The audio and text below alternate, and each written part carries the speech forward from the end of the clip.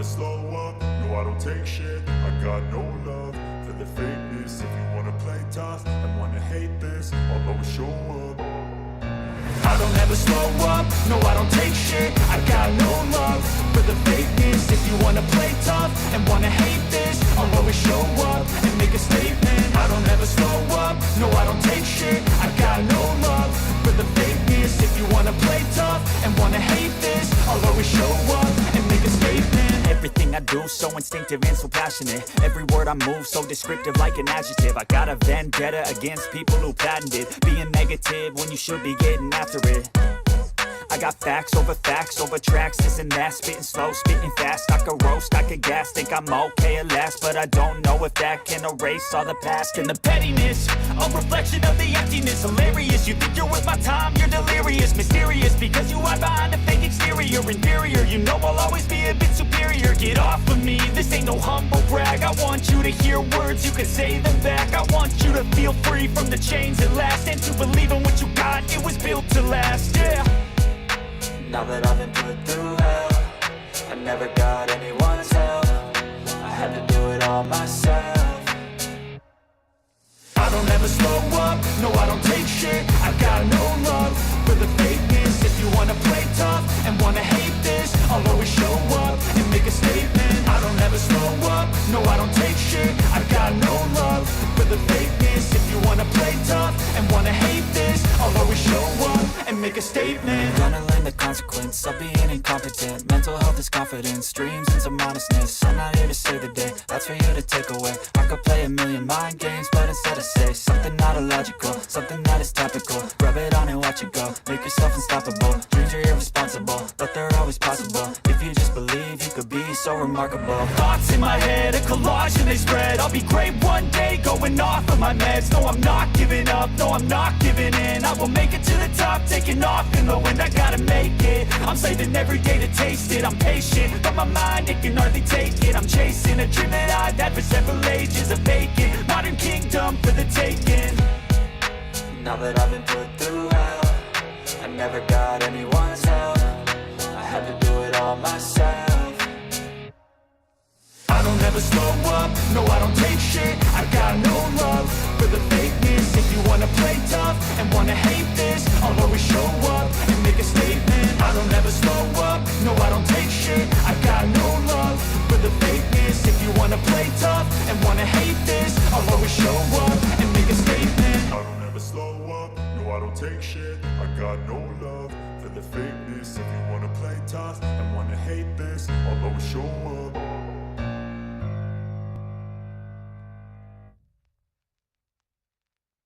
I don't ever slow up, no I don't take shit. I got no love for the fakeness. If you wanna play tough and wanna hate this, I'll always show up. I don't ever slow up, no I don't take shit. I got no love for the fakeness. If you wanna play tough and wanna hate this, I'll always show up and make a statement. I don't ever slow up, no I don't take shit. I got no love for the fakeness. If you wanna play tough and wanna hate this, I'll always show up and make a statement. Everything I do so instinctive and so passionate. Every word I move so descriptive like an adjective. I got a vendetta against people who patented being negative when you should be getting after it. I got facts over tracks, this and that. Spitting slow, spitting fast. I could roast, I could gas. Think I'm okay at last, but I don't know if that can erase all the past. And the pettiness, a reflection of the emptiness. Hilarious, you think you're worth my time, you're delirious. Mysterious, because you hide behind a fake exterior. Inferior, you know I'll always be a bit superior. Get off of me, this ain't no humble brag. I want you to hear words, you can say them back. I want you to feel free from the chains that last, and to believe in what you got, it was built to last, yeah. Now that I've been put through hell, I never got anyone's help. I had to do it all myself. I don't ever slow up, no I don't take shit. I got no love for the fakeness. If you wanna play tough and wanna hate this, I'll always show up and make a statement. I don't ever slow up, no I don't take shit. I got no love for the fakeness. If you wanna play tough and wanna hate this, I'll always show up and make make a statement. Gonna learn the consequence of being incompetent. Mental health is confidence, dreams and some honestness. I'm not here to save the day, that's for you to take away. I could play a million mind games, but instead I say something not illogical, something that is topical. Rub it on and watch it go, make yourself unstoppable. Dreams are irresponsible, but they're always possible. If you just believe, you could be so remarkable. Thoughts in my head, a collage and they spread. I'll be great one day, going off of my meds. No, I'm not giving up, no, I'm not giving in. I will make it to the top, taking off in the wind. I gotta make it, I'm saving every day to taste it. I'm patient, but my mind, it can hardly take it. I'm chasing a dream that I've had for several ages. A vacant, modern kingdom for the taking. Now that I've been put through hell, I never got anyone's help. I had to do it all myself.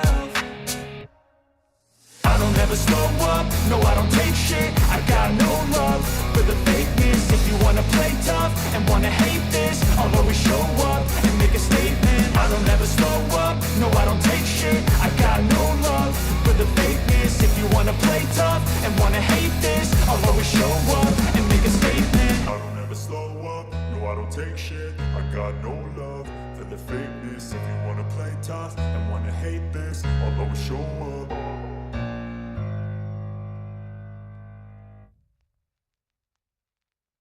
I don't ever slow up, no I don't take shit. I got no love for the fakeness. If you wanna play tough and wanna hate this, I'll always show up.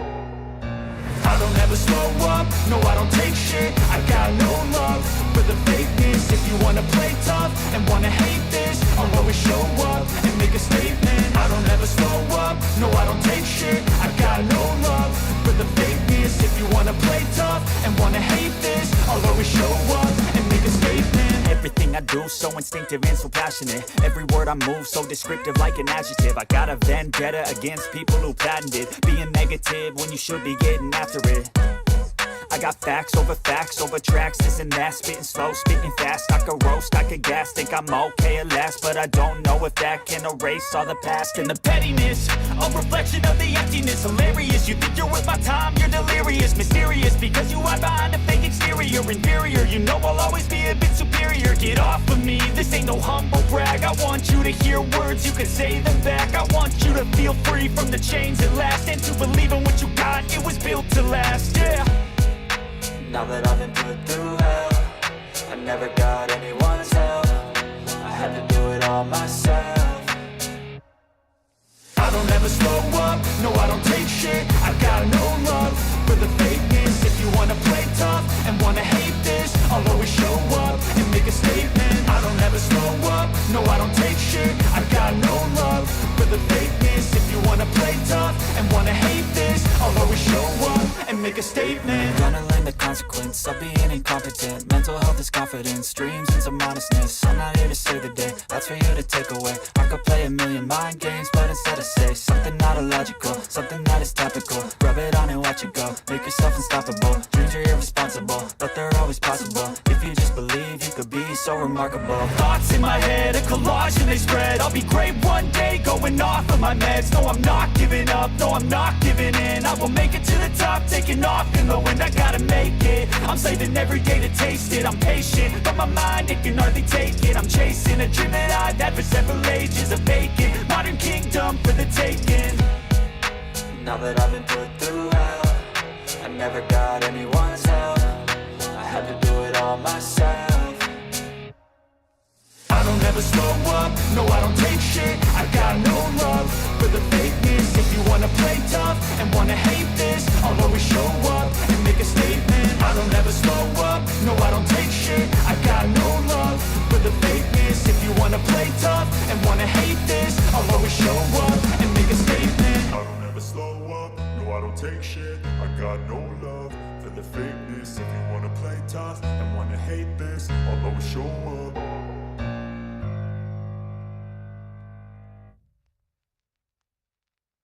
I don't ever slow up, no I don't take shit. I got no love for the fakeness. If you wanna play tough and wanna hate this, I'll always show up.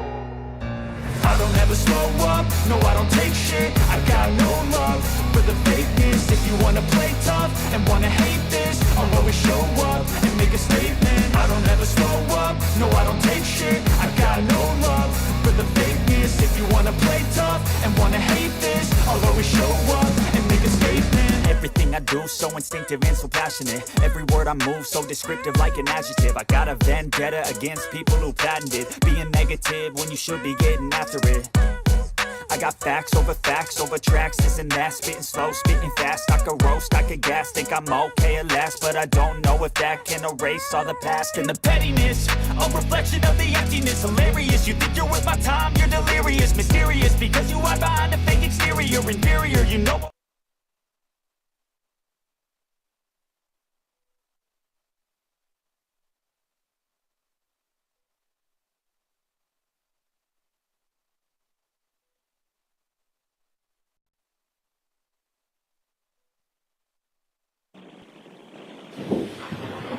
Good morning, jurors. I did not expect to have you come in and have us not be ready, but I do appreciate your patience with us. I do have those 3 questions. Was everyone able to follow the instructions and refrain from discussing this case with anyone since we left yesterday? Yes. Everyone said yes or nodded affirmatively. Were you also able to follow the instructions and refrain from doing any independent research or investigation into this case? Yes. Everyone said yes or nodded affirmatively. Did anyone happen to see, hear, or read anything about this case since we left yesterday? No. Everyone said no. All right, can we bring Ms. Albert back in, please?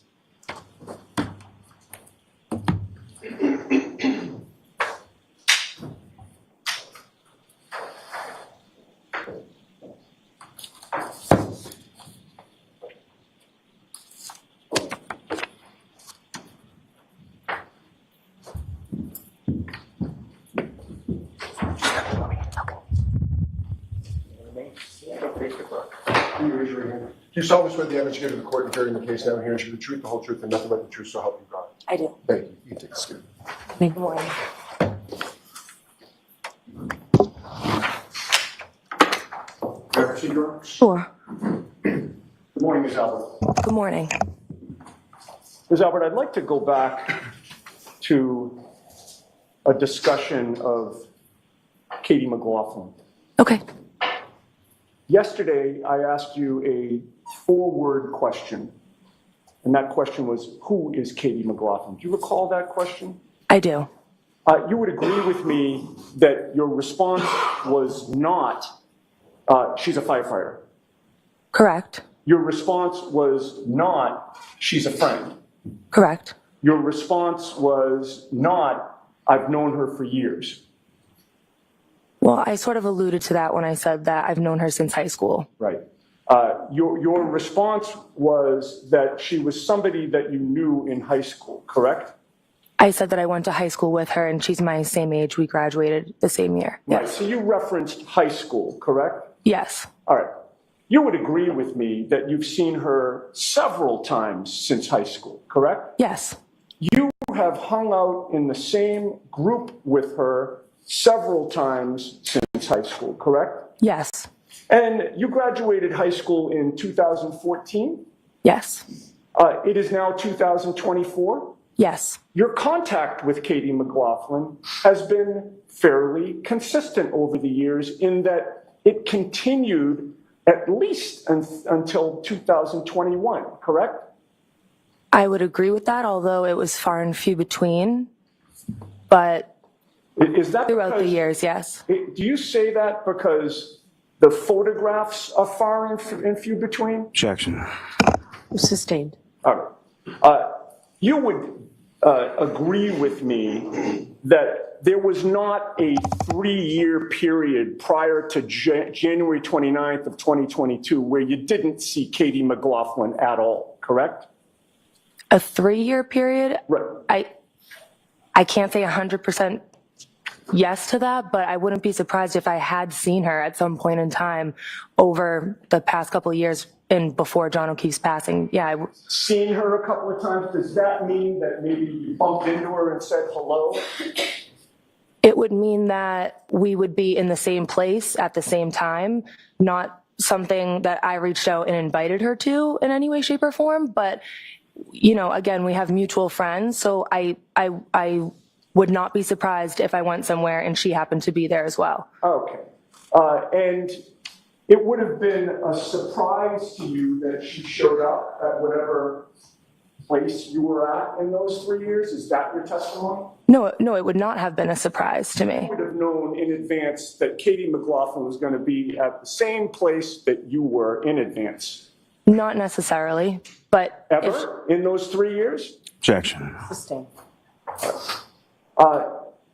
Isn't it true that only 8 months before January 29th of 2022, you and Katie McLaughlin were at a baby shower together? Objection. Do you know that? yes, Go ahead and answer. yes, we did. You were. Whose baby shower was it?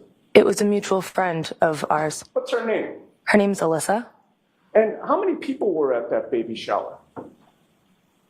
I can't say for sure. I mean, it was Alyssa's family All right. and a bunch of friends. I can't put a number on it. The friends all gathered together and took a photo together with the woman having the baby shower, correct? Objection. Was there a photo taken? I believe so. You were in that photo, correct? Yes, Who was standing next to you? I don't have it in front of me. Okay, if you saw the photo, would that refresh your memory? Yeah, May I approach? Yes.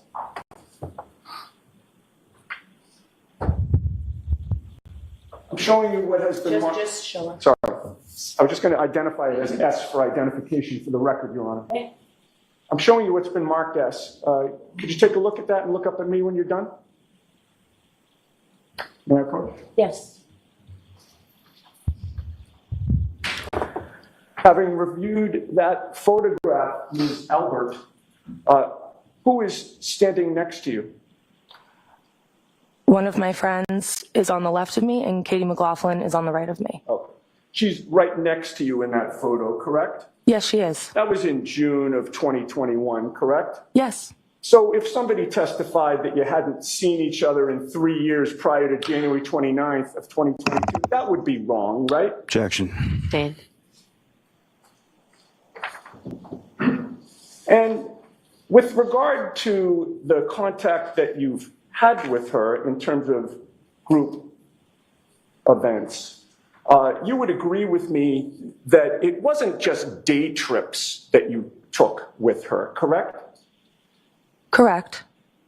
You've also gone on road trips with her, correct? I've gone away on trips that she was with. I didn't drive with her or go with her or invite her, but she has been there, yeah. Okay, and what road trips have you taken overnight where you and Katie McLaughlin have been together since high school? Objection. Sustained.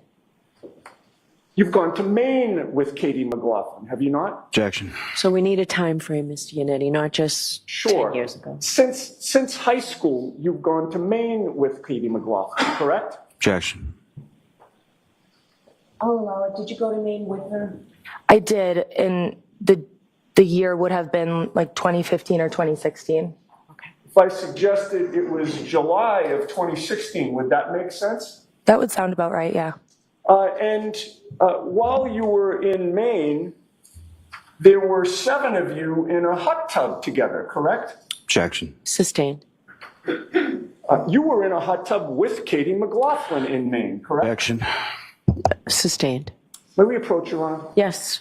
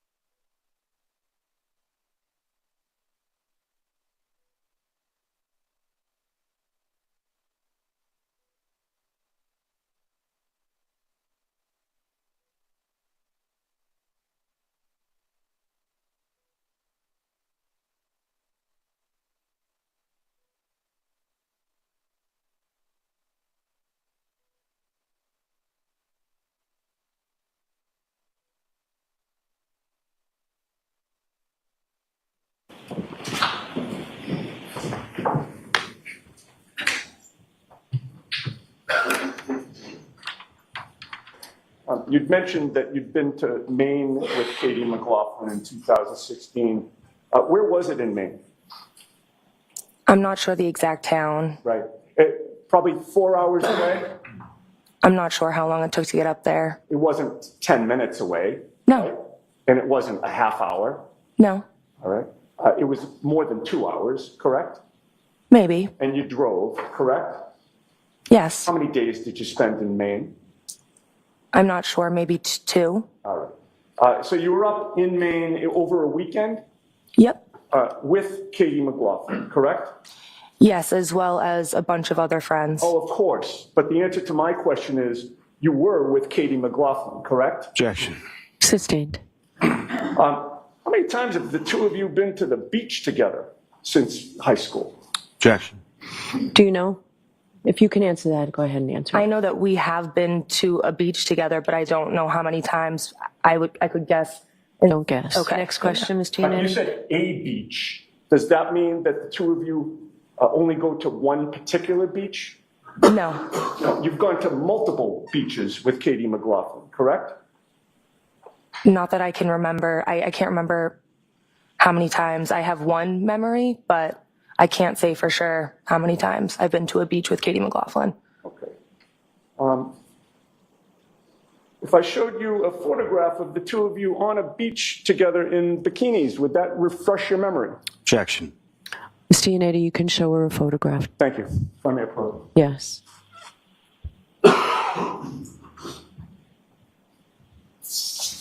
Again, I'm showing you S for identification, one particular photo in S.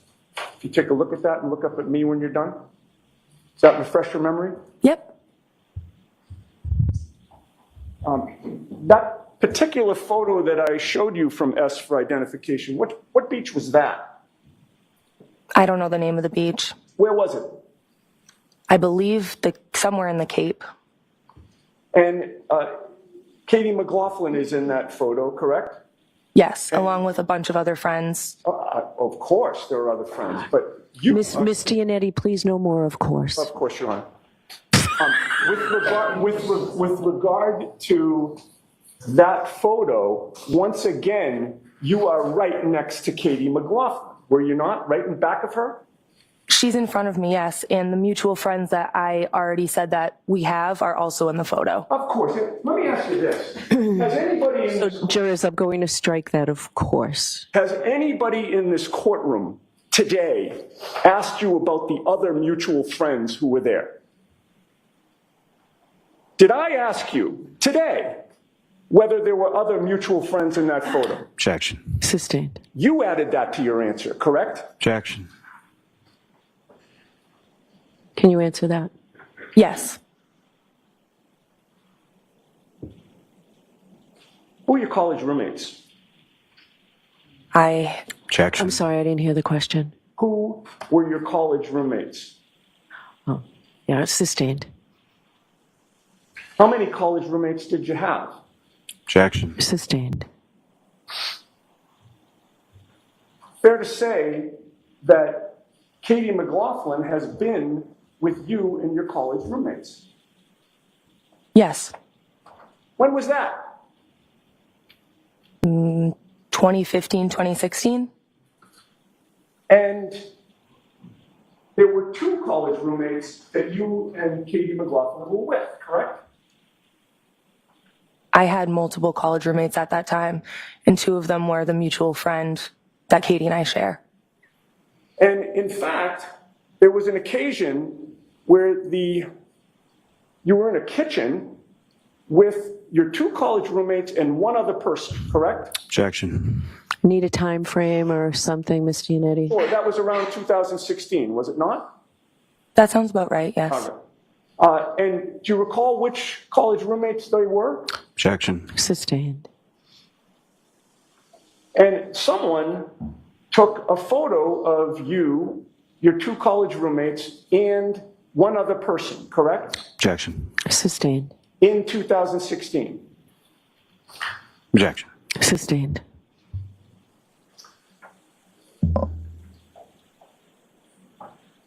May we approach? Okay.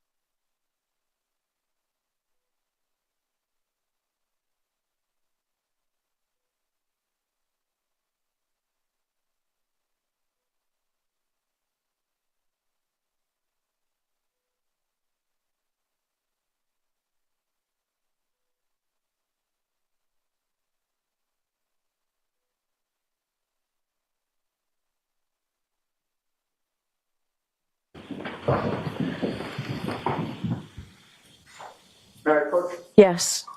I'm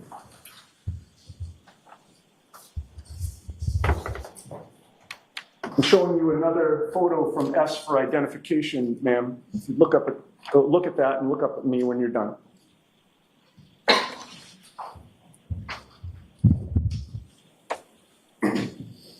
Who's in that photo?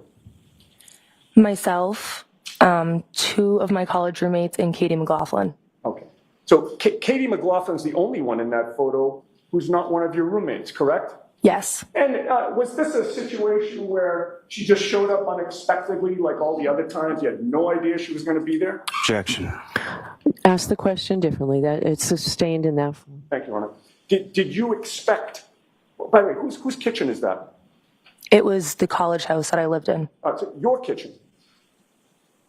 The house we were renting, yes. You lived in that kitchen. Yes. And Katie McLaughlin's in your kitchen, correct? Yes. Who invited Katie that day? The two mutual friends that I lived with. Okay. Certainly you didn't invite Katie, correct? I did not. Because you're not close friends with her at all, correct? I am not. In fact, you don't really like her very much, do you? Objection, Your Honor. Sustained. You guys were teammates on the track or cross country team back in high school, correct? I don't recall that, actually. We could have been. I'm not sure. If I may approach? Yes. Once again, place S for identification before you, ma'am. If you look at the first page and then the second page,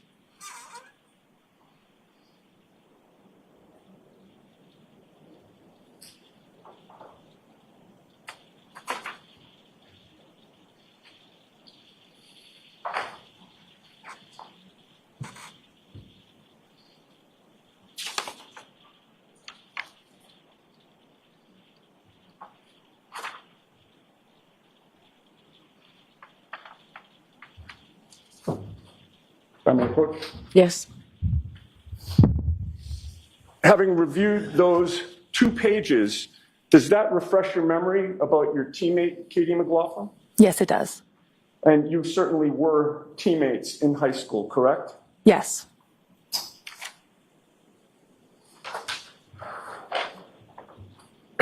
And you would agree with me that that relationship continued in terms of your contact with her all the way up through 2021, correct? Yes.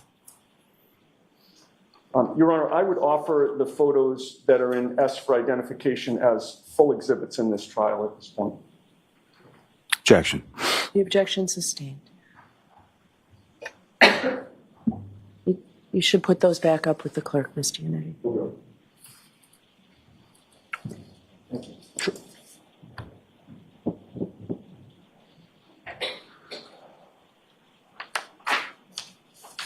Now, you testified that you knew Brian Higgins prior to January 29th of 2022, correct? Yes. You knew him as a good friend of your father's, correct? Yes.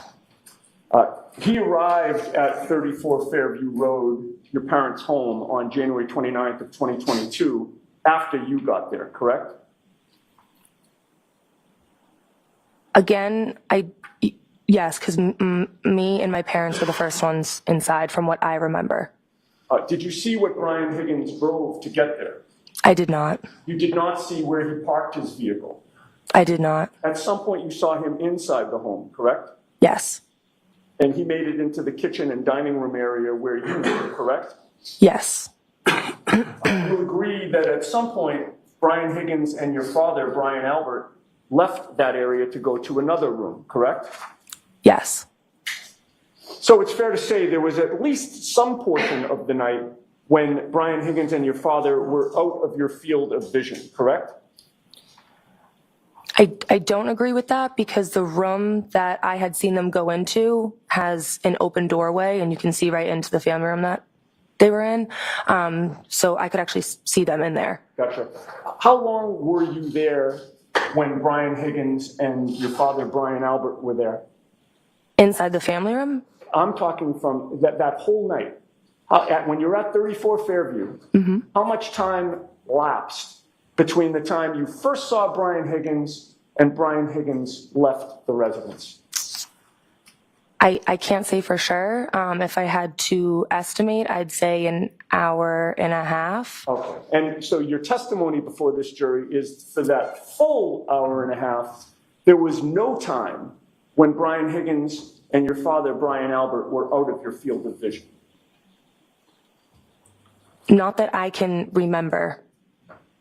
Now, earlier that evening on Friday, January 28th, you made plans to go out with your mom, Nicole Albert, your aunt, Julie Albert, and your boyfriend, Tristan Morris, correct? Yes. From the beginning of that night, the plan was for Tristan to go home early, correct? Yes. And that was because he had to get up early to plow or shovel, correct? Yes. He had to get up really early, correct? Yes. The plan was for him to shovel or plow at 3 a.m.? He was, from what I recall, he was on standby for like 3. It could have been any time after that. Oh, I see. So it could have been that he had to get up at 3 or maybe a little bit later, correct? Yes. And it was for that reason that when he was at the waterfall with you, he only had a couple of drinks, correct? From what I remember, yes. And from the beginning of the night, you knew that it was going to be iffy as to whether he would be able to get much sleep at all, correct? It wasn't really something we discussed. Well, the reason he was going home early and only having a couple of drinks was to see if he could catch some sleep before what would be a very difficult work morning, correct? Yes. And you knew that in order for him to get any sleep, he couldn't stay at the waterfall very long, correct? Yes. And that's why he left early. Yes, he went home to rest. We didn't speak about whether or not he would be sleeping. It wouldn't shock you if he tried to go to sleep. No, it wouldn't. No, it wouldn't. You stayed believing that Tristan was going to try and rest and sleep, correct? Yes. And the plan when he left you was that you wouldn't see him again until after he was done with his plowing that morning, correct? That's incorrect. Okay. So is it your testimony that the plan from the beginning was that Tristan was going to drive from Canton to Easton and get some rest, and then drive from Easton to Canton to pick you up so that he could take you back from Canton to Easton? That was the plan? It may not have been set in stone, but it was definitely spoken about, and then that's what ended up happening. Yes. Have you ever told anyone that before, Ms. Albert, that the plan from the start of the night was that Tristan was going to make 4 trips total from Canton to Easton, Easton to Canton, Canton to Easton? Have you ever told anyone that before? I don't remember if I mentioned that to anybody. That was the first time you've ever said that just now before this jury. Would you agree with that? I believe so. Almost 2.5 years after January 29th, correct? Correct. Isn't it true that you decided at 1:45 in the morning that it was important for you to get home?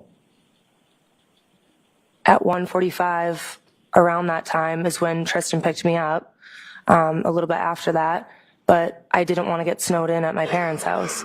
It was important for you to leave 34 Fairview, correct? I wouldn't say important, but it was something that I wanted to do, It was yes. important enough for you to leave, correct? Yes, And you made the decision to have Tristan drive from Easton to Canton to pick you up, correct? yes. How far is it from Easton to Canton? From our apartment in Easton to 34 Fairview Road is about 18, 19 minutes. Okay, and that's when there's not a snowstorm outside, correct? Correct. Of course, in a major snowstorm, you certainly can't drive as carefree as you can when you're driving in good road conditions, correct? Right. And your boyfriend was making that trip multiple times that night, correct? Yes. When Tristan picked you up at 1:45 a.m., did you bring Chloe out of the house with you to take to your apartment? No. Okay. On January 29th of 2022, you were there at your parents' house from around midnight until about 1:45? About a little bit after 1:45, yes. Okay, and during that span of time, almost 2 hours, you never saw anyone pull up outside, correct? I personally did not. No. And you personally did not look out the window either, correct? No, I did not. And you personally never heard anything out of the ordinary outside, correct? That is correct. Right. You never heard any yelling, correct? That is correct. No screaming, Correct. nothing smashing into anything else, Correct. no revving of tires, Correct. no noises outside, Correct. nothing attracted your attention. Correct. You never saw any vehicle backup lights. Correct. You never saw any red lights outside. Correct.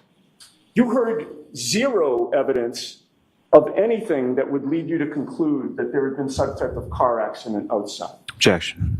Sustained. You can ask it differently, Mr. Yannetti. You didn't hear a car accident. Objection. Ask it differently. When you left 34 Fairview at 1:45, which door did you use? I think I walked out the front door. And the front door, could I have exhibit 66, Mr. Bates? With the court's permission, may that be displayed? Do you recognize exhibit 66 as being a depiction of your house? Yes. The front door to your home, there are actually two of them, correct?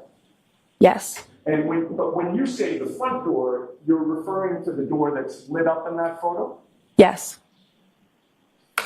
You can take that off the screen. I'd like to ask you some questions about what you saw or didn't see within the first couple of seconds while you were stepping outside. Coming out the front door of your house, you would agree with me that your parents' front lawn is directly in front of you, correct? Yes. By that time, snow had started to accumulate at 1:45 a.m., correct? Yes. Against that white snow, did you see a black baseball cap? I did not. As you stepped out of the house, did you see a black sneaker? I did not. Did you see 45 pieces of red taillight plastic? I did not. No. Did you see one piece of red taillight plastic? I did not. Did you see a 6'2" man on your parents' front lawn in front of you? Objection. Did you? I did not. You saw nothing unusual on that front lawn of your parents' home, did you? I did not. Now, Tristan had parked in the driveway, correct? I believe so. When I say Tristan, I'm referring to Tristan Morris, who was your boyfriend, right? Yes. As you face the house, that driveway is to the right, correct? Yes. And as you're coming out of the house, the driveway is to the left, which makes sense, right? Yes. Where in the driveway was Tristan Morris parked? I don't remember if he was on the left. My guess would be the left side of the driveway because that would have been closest to me walking out of the house. But I can't say for sure exactly where he was parked in the driveway. Okay. In any case, you walked to his vehicle, correct? Yes. And actually, when I say his vehicle, it was actually your vehicle, right? Correct. That was the Jeep that you had at that time? Yes. And as you were walking to that vehicle, you would agree with me there were no obstructions between you and your parents' front lawn, correct? Correct. And as you were walking to that vehicle, again, no baseball hat, no sneaker, no pieces of red taillight, and no 6'2" man did you see on your parents' front lawn, correct? Correct. And there were no, strike that. After you got into the vehicle, you got into the passenger's side Yes. because you had been drinking that night, correct? Yes. And it wouldn't have made sense for you to drive home to Easton, correct? Correct. So Tristan Morris backed his or your Jeep out of the driveway, correct? Yes. And the tail end of that Jeep, when he backed out, would have gone toward Cedar Crest, correct? Correct. Which would mean that the car was now facing toward the Chapman Street side, correct? Yes. And that would mean that your Jeep, being driven by Tristan, would have driven directly by your parents' full property line, correct? Correct. And you were on the passenger's side of the car, correct? Correct. The passenger's side was closest to your parents' front lawn as you were driving away, correct? Yes. And you drove past the front lawn, correct? Yes. You drove past the flagpole, correct? Yes. And in all that time from when Tristan Morris pulled out of the driveway and drove right by your parents' front lawn, you never saw anything of the things that I previously asked you about, correct? I did not, but I also was not looking. You saw no baseball hat, no sneaker, no pieces of red plastic, and no 6'2" man, correct? Correct, but I also was not looking out my window. Okay. Let me ask you this. Did anybody in this courtroom ask you if you were looking out your window? Objection, Your Honor. Sustained. That was an answer to a question that nobody asked you, correct? Objection. Sustained. Now, at this point, you would agree with me that you've essentially circled your parents' front lawn, right? Yes. Yeah, you came out the front door and were facing the front lawn, correct? Correct. Then you're walking to the left, which means that the front lawn is to your right, correct? Correct. Then you're backing up out of the driveway, which means the front lawn is still to your left, correct? Correct.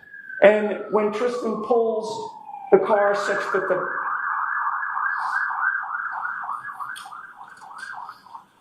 when Tristan Morris pulls the car such that the car is now operating parallel to your front lawn, now the front lawn's to your right, correct?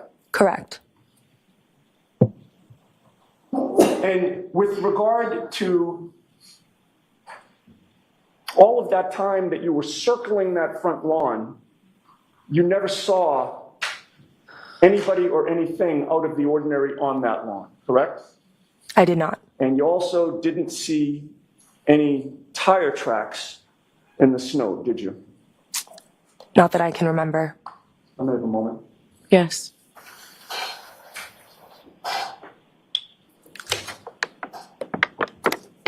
No further questions, thank you. Okay. Mr. Lally? Yes, Your Honor.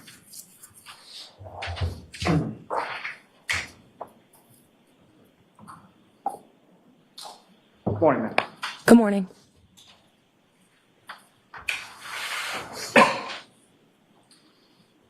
Now, turn your attention back to yesterday, you were asked some questions about Courtney Proctor, is that right? Yes. And you were asked about whether or not you met her kids, and you said once. Can you explain that? From what I can remember, I forget exactly where I was, but my aunt Julie Albert had pulled up in her car, and I was talking to her, and she had the two kids in her back seat. I think she may have been babysitting them. I didn't ask for specifics, but she rolled down the back window, and that's when I met the two kids, and that was it. Okay, well, how many years ago was that? I can't say for sure, but definitely like 2 or 3 years ago, maybe. The one time while they were in the backseat of a car for a couple minutes years ago. Yes. Had you ever met Michael Proctor prior to the day that he came in, or that he conducted an interview with you? Never. Now, as you were walking into the house, your testimony is that you saw Colin Albert walking out of the house. Is that correct? Correct. Without getting too much into it, as far as photographs of you on a high school track team, that would have been sometime prior to your graduation in 2014, correct? Yes. And about how many people were on your track team? Over 30, maybe. About 30. Now, when you were at the house at 54 Fairview Road on the early morning of the 29th, your father, Brian Albert, and Brian Higgins were out of the room, being the kitchen and the dining area, for some period of time, correct? Correct. And about how long period of time are we talking about? Minutes. I would say at most, maybe like 5 minutes. At most. Now, you were shown a drawing, essentially, in Exhibit 66 of your parents' house at 34 Fairview Road, up on the screen just now? Yes. Have you ever seen that before? That exact photo? I don't believe so. Do you know whether or not that was even a photo, or would you be surprised if that was some sort of drawing or rendering of the house? Yeah, I can't say for sure where that came from or what it is. I don't believe I've seen it before. Could you rephrase the question? Sorry. No, that's fine. My other question is, did you happen to notice in that particular drawing that there were lights on near the front door and lights on near the garage? Do you recall that? I did notice that, yes. Do you recall whether or not those lights were on or those lights even exist at the time that you were exiting the house on January 28th? I don't recall. Yeah, I can't say for sure if those lights were on. Now, you were asked some questions about exiting the house and coming over to Tristan's car, getting in, your car that Tristan was driving, and then backing out of the driveway and driving away. At any point in time, did you look over to the unlit area on the left side of your parents' property near the flagpole? Objection. Form the question differently, Mr. Mayor. When you walked out the front door, where was your attention directed? When I walked out the front door, I recall somewhat looking down, trying to make sure I didn't slip. The ground was completely covered with snow at that point. And then my direction was towards Tristan's car, so to the left. Then once I got in the car, I was turned again to the left, speaking with him for the majority of the first couple minutes of our car ride back home to Easton. Now, so when you exit the door, you come onto the brick steps, correct? Yes. And the brick steps are covered in snow at that point? Yes. Do you recall what you were wearing on your feet? Were they high heels, flats? I think I had high heel like boots on, something of that nature. You're walking down the brick steps that are covered in snow in high heel boots, correct? Yes. And then you're walking over to your car and getting in the passenger side, correct? Yes. And at any point in time, at any point in time in any of this sequence, have any reason to look over to the front yard area of your parents' home in the area of the flagpole? I did not. And then you get in the car and you're driving away and you're talking to Tristan, is that correct? Yes. And so Tristan is driving, you're in the passenger seat, is that correct? Yes. So you're looking at him but away from the front lawn as you're driving away, correct? Yes. Nothing further. Very briefly, Judge. Okay. Maybe you just testified that the one time that you saw Courtney Proctor's kids, they were with your aunt, Julie Albert, correct? Yes. And you just testified that that was about 2 or 3 years ago, correct? That was an estimate. I can't say for sure, but yes. It wasn't 10 years ago. No. 2 or 3 years ago, to right now it's May 14th of 2024. 2 years ago would be May 14th of 2022. Yes. 3 years ago would have been May 14th of 2021, correct? Correct. Nothing further. Okay, you are all set, Ms. Albert. Thank you. Mr. Lally, who is your next witness? Yes, Your Honor, the Commonwealth will call Mr. Tristan Morris to the stand.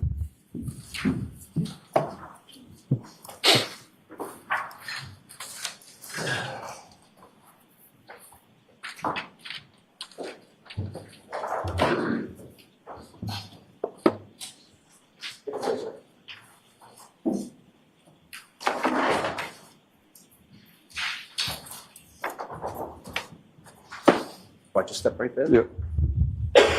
Raise your right hand. You solemnly swear the evidence given to the court and jury in the case now hearing the truth, the whole truth, and nothing but the truth, so help you God. I do. Thank you. You can take this stand.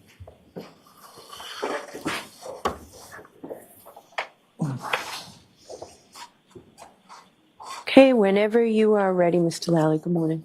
Thank you. Good morning, sir. Good morning. Could you please state your name and spell your last name? Tristan Morris. Morris, Morris. And Mr. Morris, where do you live? Easton. And who, if anyone, do you live there with? Caitlin Albert. And what is the nature of your relationship with Caitlin Albert? She's my girlfriend. And how long have the two of you been together? Roughly 8 years. And with respect, well, let me ask you this. Do you work, sir? Yes, I do. And what do you do for work? I'm a union pipe fitter. And how long have you been doing that? 6 years.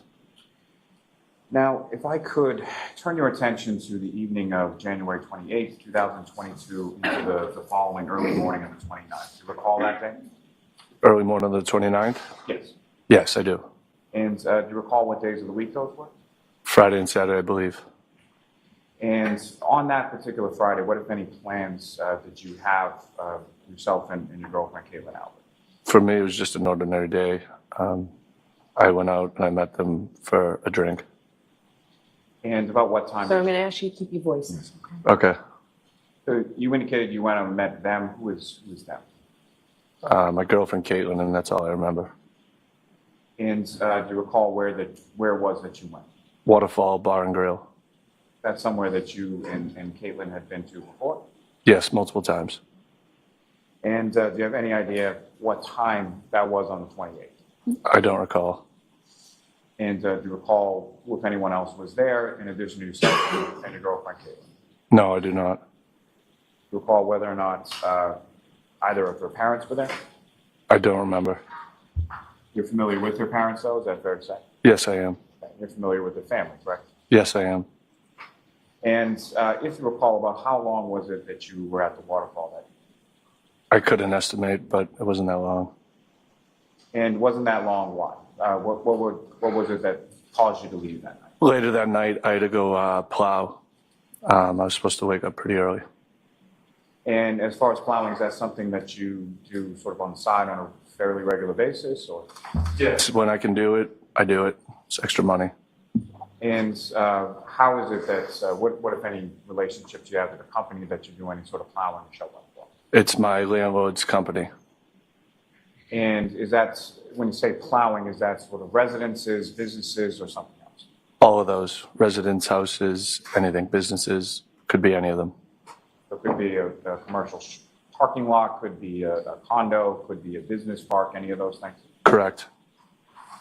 And about what time was it, if you know, that you were supposed to sort of be ready or on call to go out and do that? So we were waiting for the snow. I just had to be on call for 3 to 4 in the morning, just have my phone on standby and be ready to go. Just how it always is.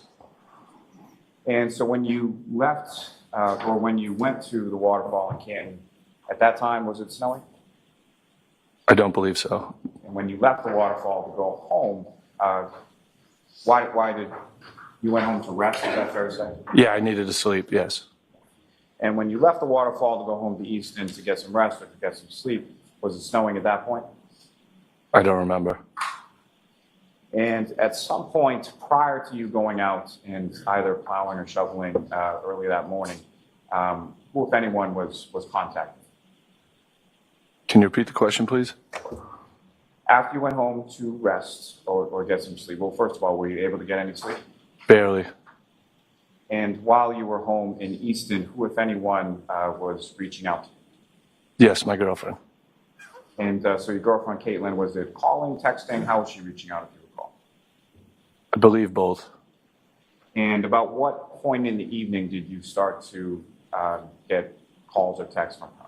I don't remember. And at some point, based on those calls and texts, what, if anything, did you do? Can you elaborate? At some point, did you leave Easton and go back to Canton? Yes, I did. And do you have any recollection of when that was over the course of the evening or the early morning? No, I don't remember a time.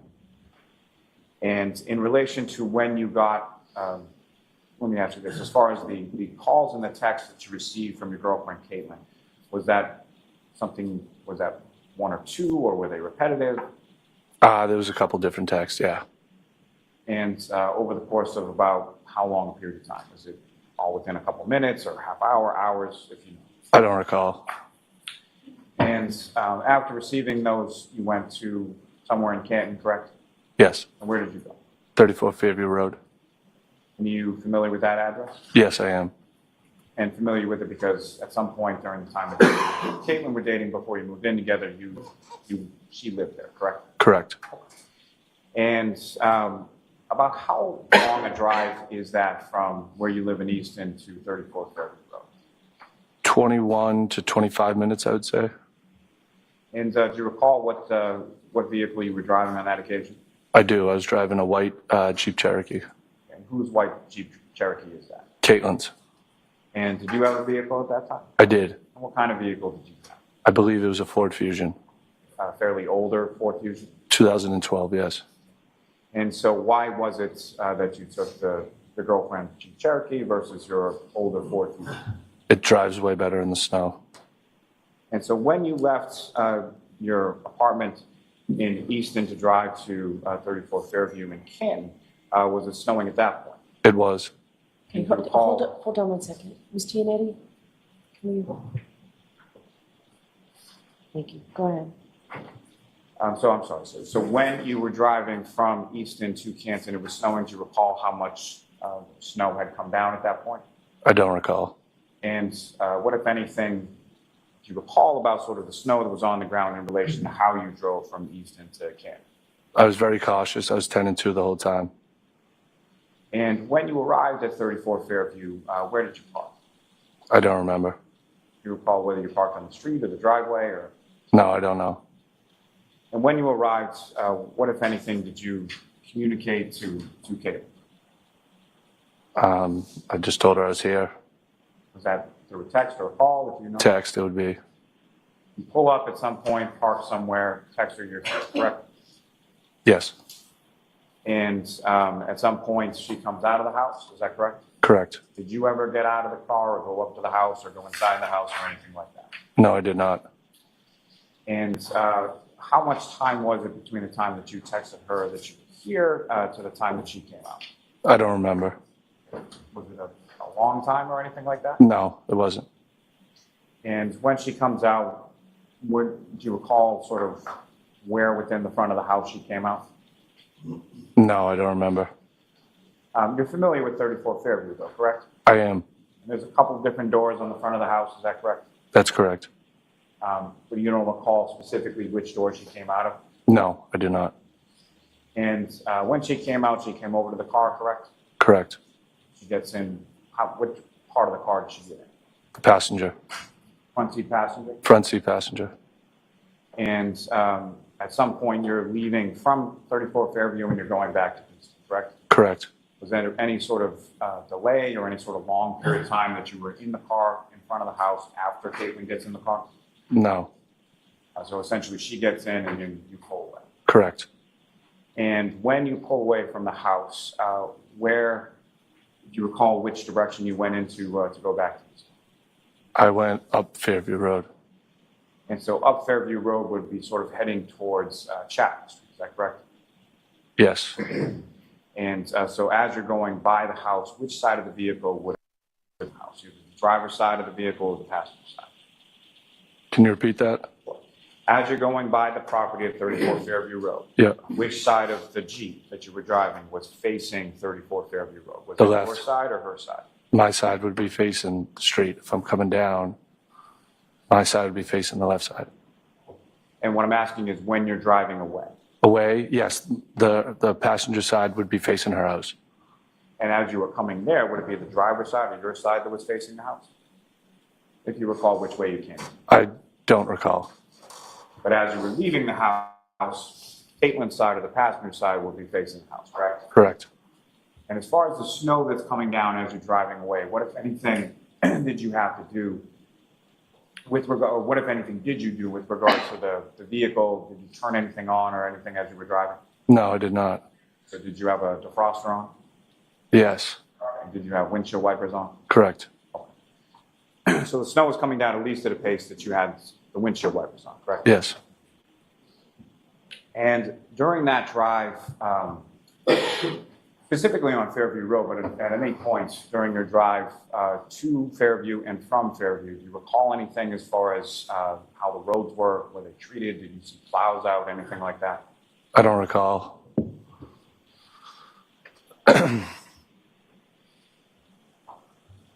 Can I have one moment, Your Honor? Yes.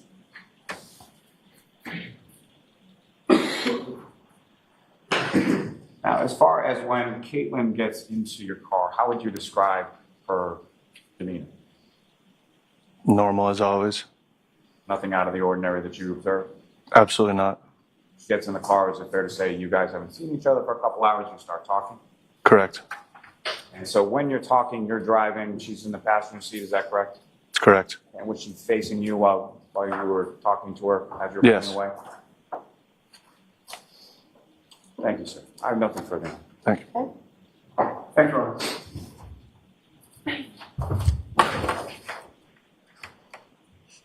Morning, sir. Good morning. You've been dating Caitlin Albert for 7 to 8 years now. Correct. The two of you now live together. Correct. Are you still living in Easton? Yes. How long have you lived together for? 3 years. When you first met her, where was she living? Canton. Where in Canton? 34 Fairview. She was living there with her parents at the time, Correct. Brian and Nicole Albert. Yes. You met her parents, Brian and Nicole Albert, several years ago, correct? Correct. You've met all of Caitlin's siblings as well? Correct. You've spent time at their house? Yes. You've spent holidays with them? Yes. And you've been over there on weekends, correct? Yes. It's fair to say that over the last 7 or 8 years, you've been with the Albert family quite a bit, correct? Yes. And you've also been with the McCabe family, correct? Yes. And even though you're not married, you consider yourself just about one of the family, correct? Yes. Since John O'Keefe's death, you have continued associating with both the Alberts and the McCabes, correct? Yes. Because you're still dating and living with Caitlin, correct? That is correct. And in June of 2022, a few months after John O'Keefe's death, you went to Ned Devine's in Boston with many, many men in the family, correct? Yes. That includes the Alberts, correct? Yes. And that includes the McCabes. Yes. Do you recall who was there that night? No, I don't. I showed you a photograph from that night. Would that refresh your memory? Yes. Can I approach Ron? Yes.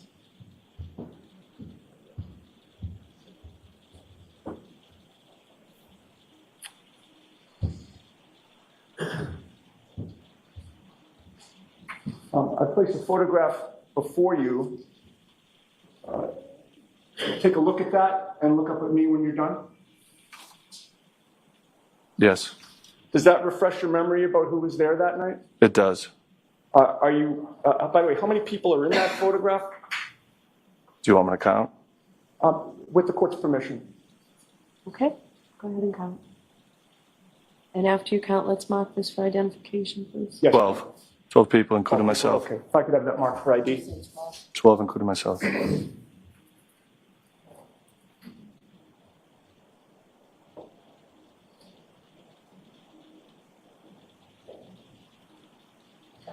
Z for identification. Thank you.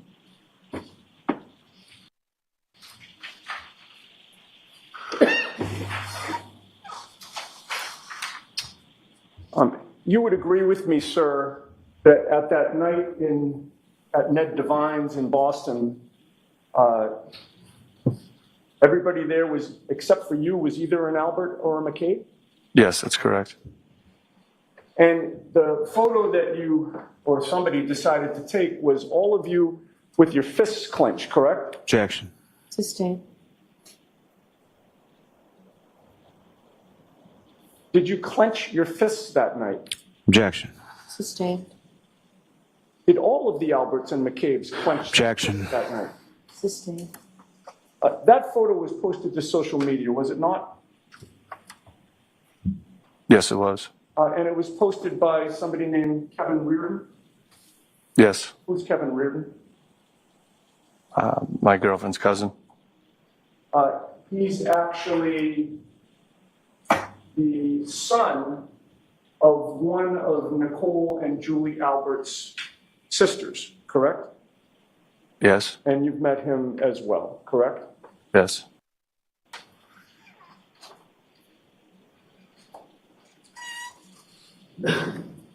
And do you recall the date that that photograph was posted to social media? No, I don't. I showed you Z for identification again. Would that refresh your memory? Yes.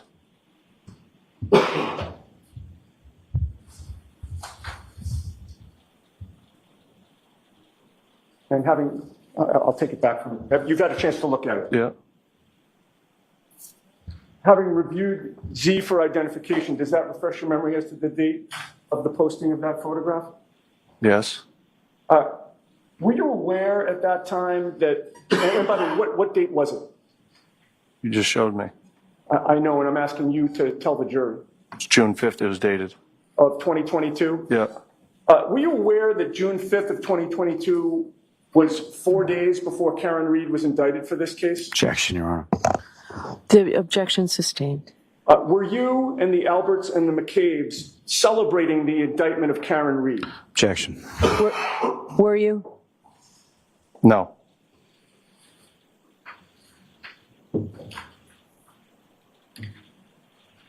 Thank you. Yes.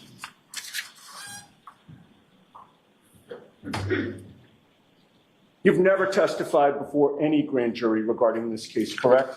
I haven't. You've never testified previously in any hearing regarding this case, correct? I haven't. You were at 34 Fairview Road in Canton at 1:45 in the morning or about 1:45 on January 29th of 2022, correct? I don't remember the time. Was it wildly different than 1:45 in the morning, or was it somewhat close to that? I'm not going to make up a time. I don't remember. Was it 9 p.m. on the 28th? I don't remember times. So if I asked you if you were there to pick up your girlfriend Caitlin at 9 p.m. on January 28th, you couldn't say if that's true or false? No, because I'm not making up a time. Okay, so it could have been 9 p.m. that you were there, not 1:45 in the morning. I didn't say that. Well, you've just said that you can't rule out that it was actually 9 p.m. on the 28th, didn't you? Objection, Your Honor. Can you answer that? Did you say that? I didn't say anything. I don't remember a time. No, I understand. So I'm not going to make up a time. Hold on. Only one person can speak at a time. I don't, it could have been later, it could have been earlier. I don't know a time. Right, but it couldn't have been 9 p.m. on January 28th. Could it have been? I don't know. Okay. What time were you at the waterfall? I don't remember. Were you at the waterfall? Yes, I was. On what date? The 28th. Was it in the morning? It was at nighttime. Was it not? Okay. What time did you leave the waterfall? I don't remember. Did you leave at 5 p.m.?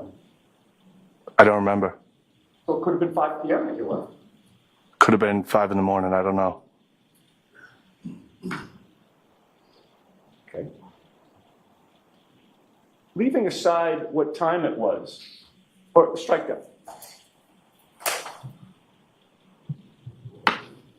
Will you testify that you were at 34 Fairview Road on January 29th after midnight? I don't remember a time. Okay. But you do remember being there, correct? At the waterfall? No, at 34 Fairview. I remember picking my girlfriend up, yes. You do. You've testified to that, right? Today. Yes. And when you were there, you had an opportunity to see the front lawn to that property, did you not? Yes. You pulled into the driveway? I don't remember where I pulled into.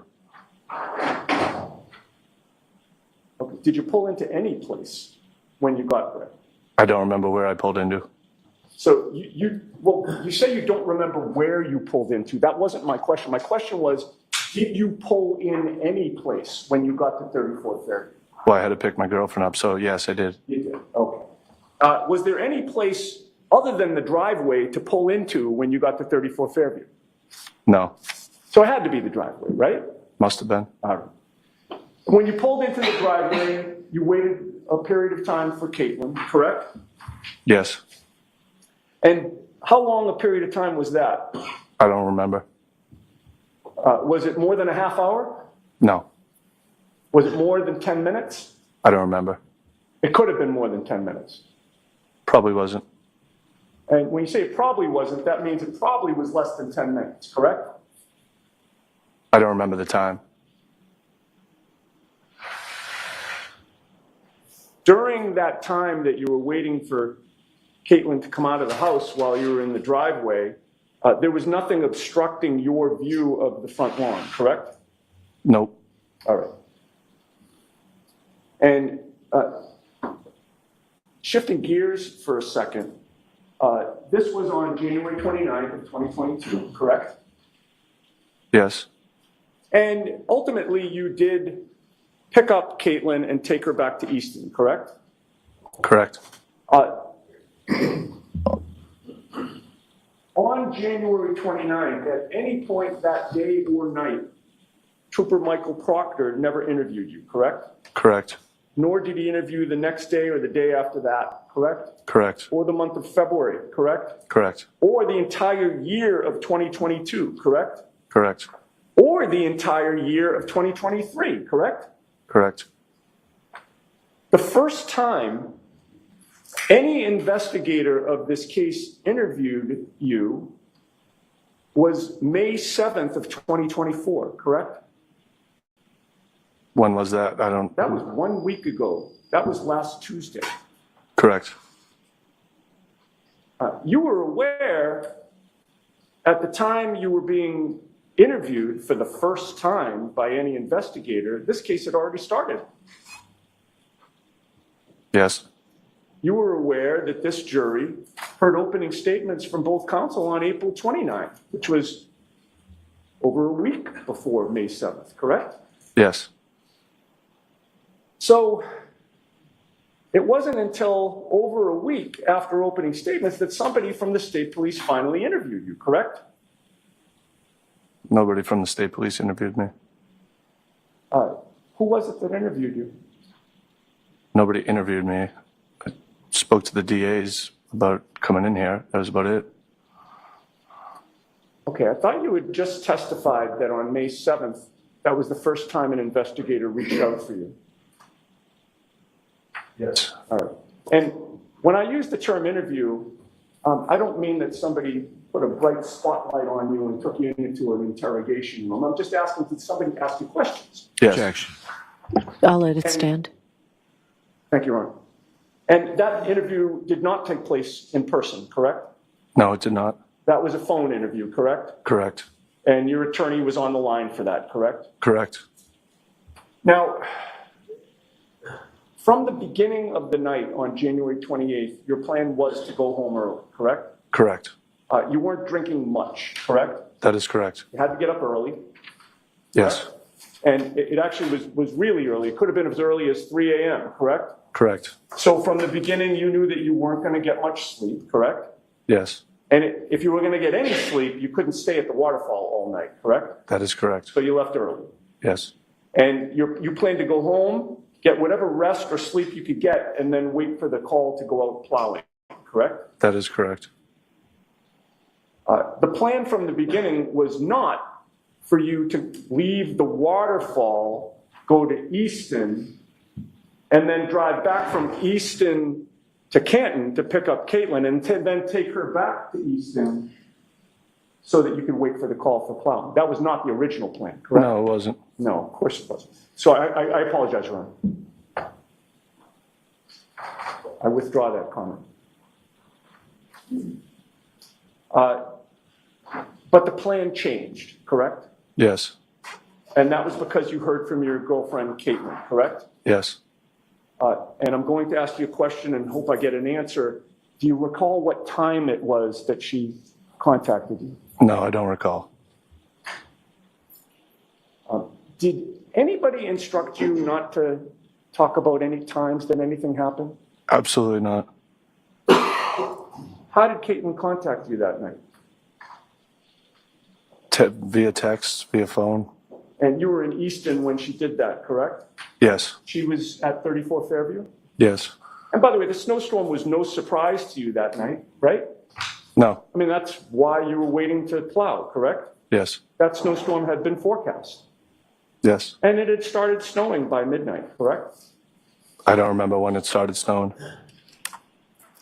But for some reason, Caitlin now needed to get picked up before you went plowing, correct? Yes. That meant, despite the fact that you had to get up potentially at 3 a.m., you now had to make the trip back and forth between Canton and Easton a second time, correct? Yes.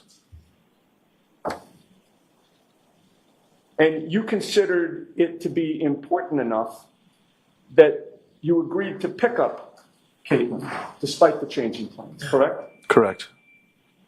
All right. Now, when you pulled into that driveway, you at least temporarily parked in the driveway waiting for her, correct? Yes. What other cars were in the driveway at that time? I don't remember. What side of the driveway did you park on? I don't remember. After you parked, you texted Caitlin to tell her that you were there, correct? Yes. And you previously testified that you don't remember how long it took for her to come out of the house, correct? I don't remember. And I started to ask you, and I'll just finish that line of questioning. At that point, the front lawn of the house was to your left, correct? It would have been, yes. Right. And there were no obstructions between you and the front lawn blocking your view, correct? I wouldn't be staring at her grass, so no. Okay. I didn't ask you where you were staring. I was just asking if there were any obstructions. Okay, yeah. And the answer to that question is? No. Was snow starting to accumulate at that time? I don't remember. You recall if there was any snow on the ground? Yes, because I was driving cautiously. And against that white snow, did you see a black baseball cap? Absolutely not. And as you sat in that driveway, you also did not see a black sneaker? Absolutely not. And you also did not see 45 pieces of red plastic? No. Or even one piece? No. And you certainly did not see a 6'2" man on the lawn of your girlfriend's parents' home, correct? No, I did not. You saw nothing unusual in that front area of the lawn, correct? No, I did not. Caitlin got into the Jeep. Correct. The plan was for you to drive the Jeep back to Easton with her, correct? Yes. You backed out of the driveway, correct? And you turned the rear end of that car toward Cedar Crest, correct? Not towards Cedar Crest. I was going up the hill. So it should Okay, be favored. if I suggested to you that going up the hill would take you towards Chapman, does that make sense? Yeah.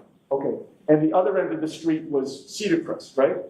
Towards that way, yes. Okay, so the rear end of your car was towards Cedar Crest and you were facing up the hill towards Chapman, right? Yes. All right. That would have meant that you were driving your vehicle past really the entire length of Brian Albert's front lawn, correct?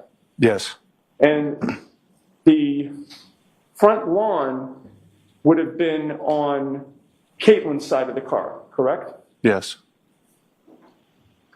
And you drove past the flagpole that you're familiar with, correct? Yes. And as you drove past that entire front lawn, you never saw any of the things I previously asked you about: the baseball hat, the sneakers, the pieces of red plastic, or a 6'2" man, correct? I did not. You saw nothing out of the ordinary, correct? Correct. And you saw no tire tracks in the snow leading to the Alberts front lawn, did you? I did not. You didn't see anything that would lead you to conclude that there had been a car crash there, correct? Absolutely not. Sustained. No further questions. Thank you, Ron. Okay, anything, Mr. Lally? Just briefly on.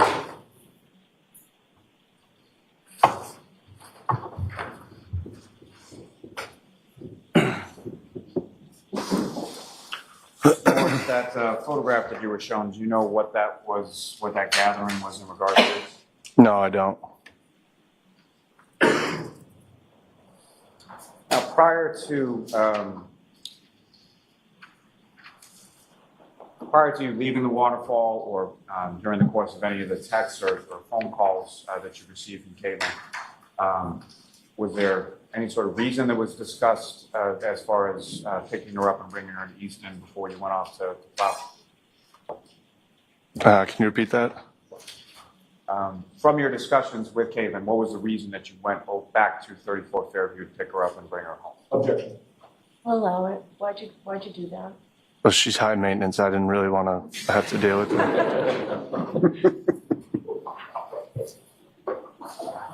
She wanted to come home, is that correct? Yes. And did she say why she wanted to come home? Objection. I want to get snowed in. I'll allow it. Now, you've testified before that as you were driving around that night, you were cautious and your hands were attentive to, is that right? Absolutely. So as you're driving past your girlfriend's parents' house, was there any reason, excuse me, was there any reason for you to direct your attention to the front lawn area of their home? Absolutely not. Nothing further on. I'm not further. Okay, you are all set. Thank you very much. Appreciate it. Your next witness, Mr. Lally? Yes, Your Honor. The call for call, Ms. Sarah Levinson to the stand.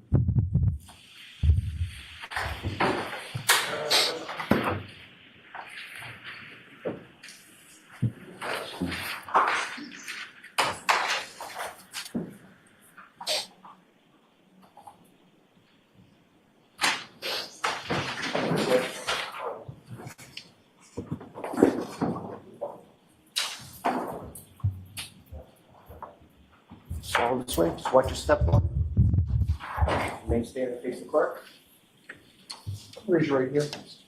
You solemnly swear to execute the court and jury in the case down here, the truth, the whole truth, and nothing but the truth, so help you God. I do. Thank you.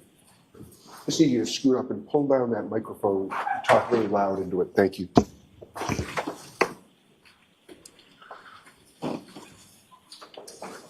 Whenever you're ready, Mr. Lally. Thank you. Good morning, ma'am. Good morning. Could you please state your name and spell your last name for the record? Sarah Levinson, Levinson. And where do you live, ma'am? Canton, How long have you lived in Canton? my whole life. And who, if anyone, do you live in Canton with? My parents. Now, do you work, ma'am? Yes, What do you do for work? I'm a registered nurse. And how long have you been a registered nurse? 3 years. Now, ma'am, if I could turn your attention to the evening of January 28, 2022 into the early morning of the 29th. Do you recall those days? Yes. Do you recall what days of the week? Friday was the 28th, Saturday the 29th. And as far as that evening of the 28th, what, if any, plans did you have for that evening? My plans were to go to my friend Brian's house for his birthday celebration. And so your friend, that would be Brian Albert Jr., is that correct? Correct. Do you know how old he was turning for his birthday? 23. And how long or how did you know Brian Albert Jr. at that time? We met in high school. He's the grade below me, so I would say now it's been about 10 years, so about 8. And that his house, as far as 34 Fairview Road, had you been there before? Yes. How many times is that? Yes. And on that particular evening, how was it that you came to be there? How did you get there? My friend Julie's father drove us. And your friend Julie, is that Julie Nagel? Correct. And yourself and Julie Nagel, how long have you known each other? Middle school, so a little bit longer than how long I've known Brian for. And you and Miss Nagel, were you in the same grade together? Yes. And so her father drives you from your house, picks you up at some point, and brings you over to 34th Fairview. Correct. Do you know about what time it was that you arrived at 34th Fairview? Between 7 and 8 p.m. And when you arrived, who, if anyone, was in the house at Fairview when you got there? It was Brian Jr., Nicole Albert, Caitlin Albert, and Julie Albert. And what was, as far as your understanding, what was sort of the plan for that particular evening? We were all going to meet at Brian's house. His family was going to go out, his mom, aunt, and sister, and then we were kind of going to go from there, whether we were going to go out or stay home. It was up in the air. And when you arrived there, so at some point did his mother Nicole Albert, his aunt and his sister leave the house? Correct. How long a period of time was it from the time that you and Julie arrived to the time that Brian's mother, aunt, and sister left? 15 to 25 minutes, I would say. And did you have any idea where they were going? No. Now, as far as during that time after they left, what was it? Do you recall sort of where in the house you were hanging out, or what you were doing? We were in the family room and in the kitchen as well. In the kitchen area within the Albert house at 34 Fairview, were you familiar with that? Yes. And the kitchen and the dining room, are those sort of the same thing, is that correct? Correct. And the family room that you're talking about, well, let me ask you this, sort of, with respect to 34 Fairview, there are basically two front doors. Correct? So, Mr. Lally, I think we can move on from the general description of the house, please. One last question in regards to that. So the family room that you're talking about, where is that in relation to the kitchen dining? If you're looking at the house, it's to the right. Now, what is it that, at some point in time, did other people join you and Julie and Brian Jr. at the house? Between 8 and 9 o'clock. And who was it that came over between 8 and 9? Courtney Alba, Catherine Duty, Emily Fabiano, and Mary Kent. I'm going to ask you to spell all of those last names for us, if you would, please. So Courtney Alba, A-L-B-A. Catherine Duty, it's Kathryn-Doody. Emily Fabiano, the last name Fabiano,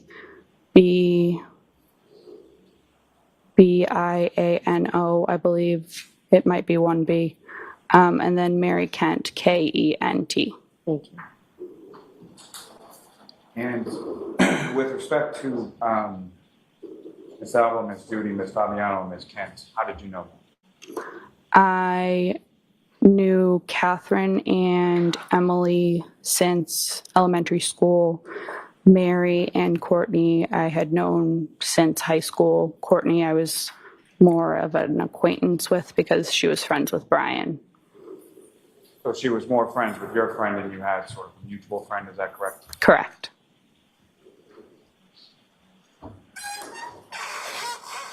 Now, during the time that you were at the house on Fairview, you mentioned earlier you were in sort of the family room area. Where else did you go within the house?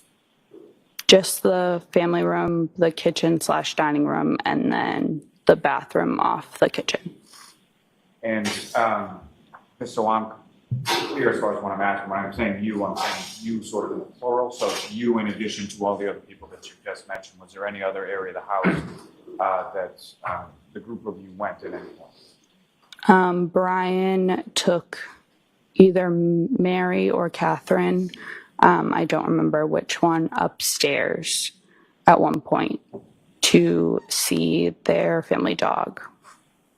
Can I ask you to keep your voice up, if you would, please? Thank Sorry. And about how long a period were they upstairs seeing the family dog? No more than 5-10 minutes. And so what was it that the group of you were doing at the house over the course of this evening? So we were celebrating Brian's birthday. They had gotten calzones, we were eating, and then we were drinking. And in general terms, if you recall, what was the group sort of drinking that night? Like spiked seltzers. I know Brian was most likely drinking White Claw because that's really all he drinks. I remember one of the other girls bringing Trulies. I'm not sure about the other people, but around that type of stuff. And do you know how much each of the people sort of had to drink while they were there? I'm not completely sure. No one was tipping over. Fair to say that whatever people had, it was sort of commensurate with each other. Is that correct? Correct. Now, at some point, over the course of the evening, so you're eating, you're drinking, was there like music going or anything like that? Yes, music. And if you recall, like sort of how was the music being played? Through a Bluetooth speaker. And over the course of the evening, in addition to the people that you've just mentioned, at some point did somebody else come by the house? Yes. And who was that? Colin Albert.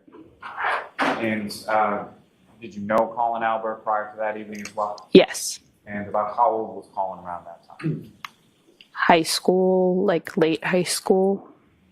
And how was it, or how well did you know Colin Albert?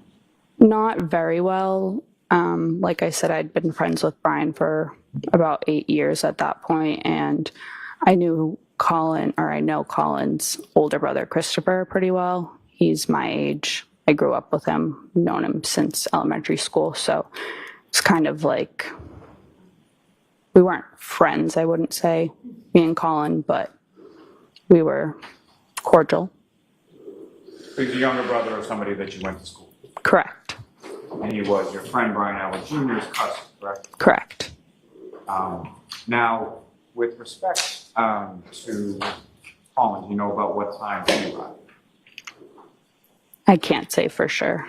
Not sure. Sometime before or after the other Miss Kent, Miss Fabiano, Miss Alba, and Miss Judy arrived? He was there when Miss Fabiano, Kent, and... Speak up, ma'am. Sorry. He was there when Miss Judy, Miss Fabiano, and Miss Kent were there. I'm not sure if Miss Alba was still there because she left separately from those three. And you mentioned that you had come over to the house getting a ride from Miss Nagel's father, correct? Correct. Do you know how the other women got over to the house as far as Miss Kent, Miss Fabiano, Miss Alba, and Miss Judy? They got dropped off. I'm not sure by who. So fair to say there weren't like a line of cars out in front of the house, correct? Correct. And about how long, with respect to that group that was there as far as you and the other young women, about how long a period of time were you all like that?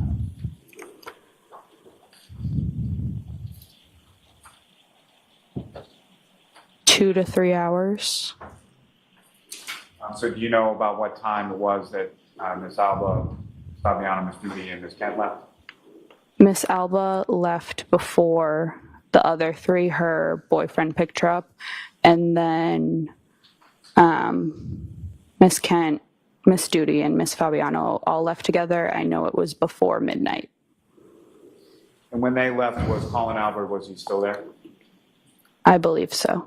And you know how much time or overlap there was between Colin Albert and the other women as far as Miss Kent, Miss Fabiano, and Miss Judy? I don't remember exactly.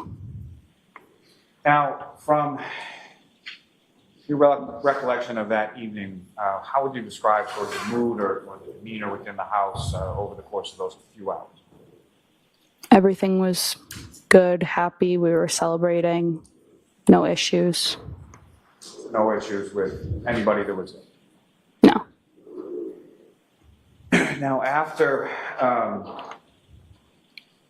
at some point in time, later on in the evening or in the early morning of the 29th, who, if anyone else, came to them? So Mr. Albert, Brian's father, Mr. Higgins, Mrs. Albert, Brian's mother, Caitlin Albert, Brian's sister,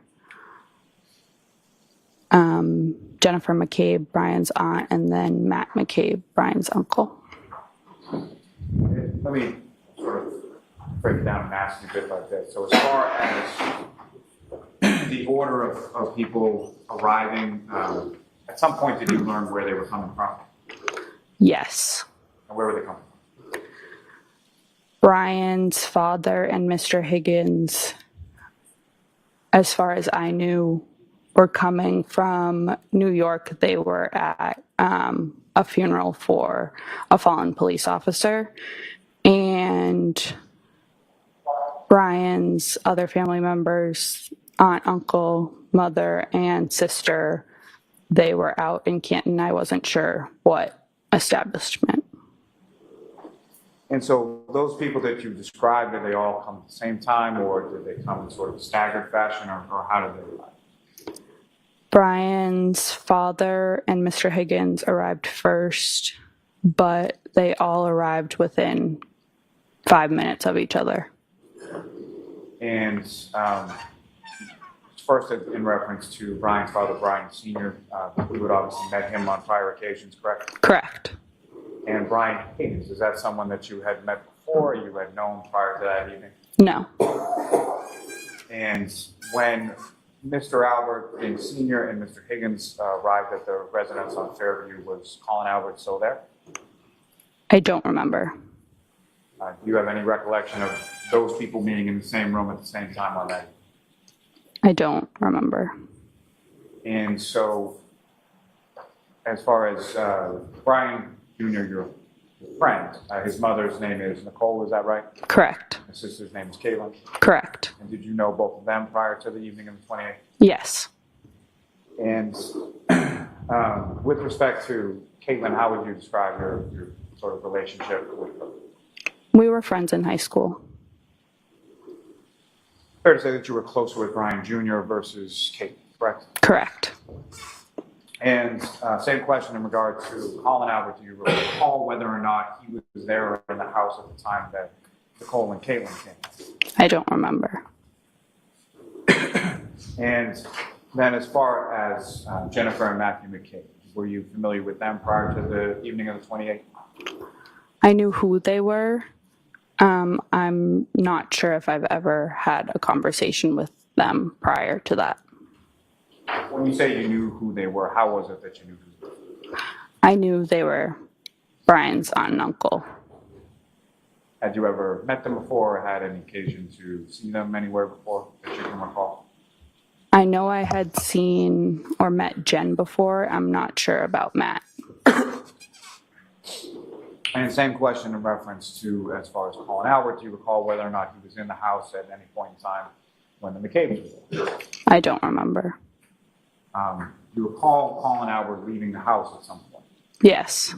You just don't recall when it was in relation to when the other people arrived from wherever they were? No.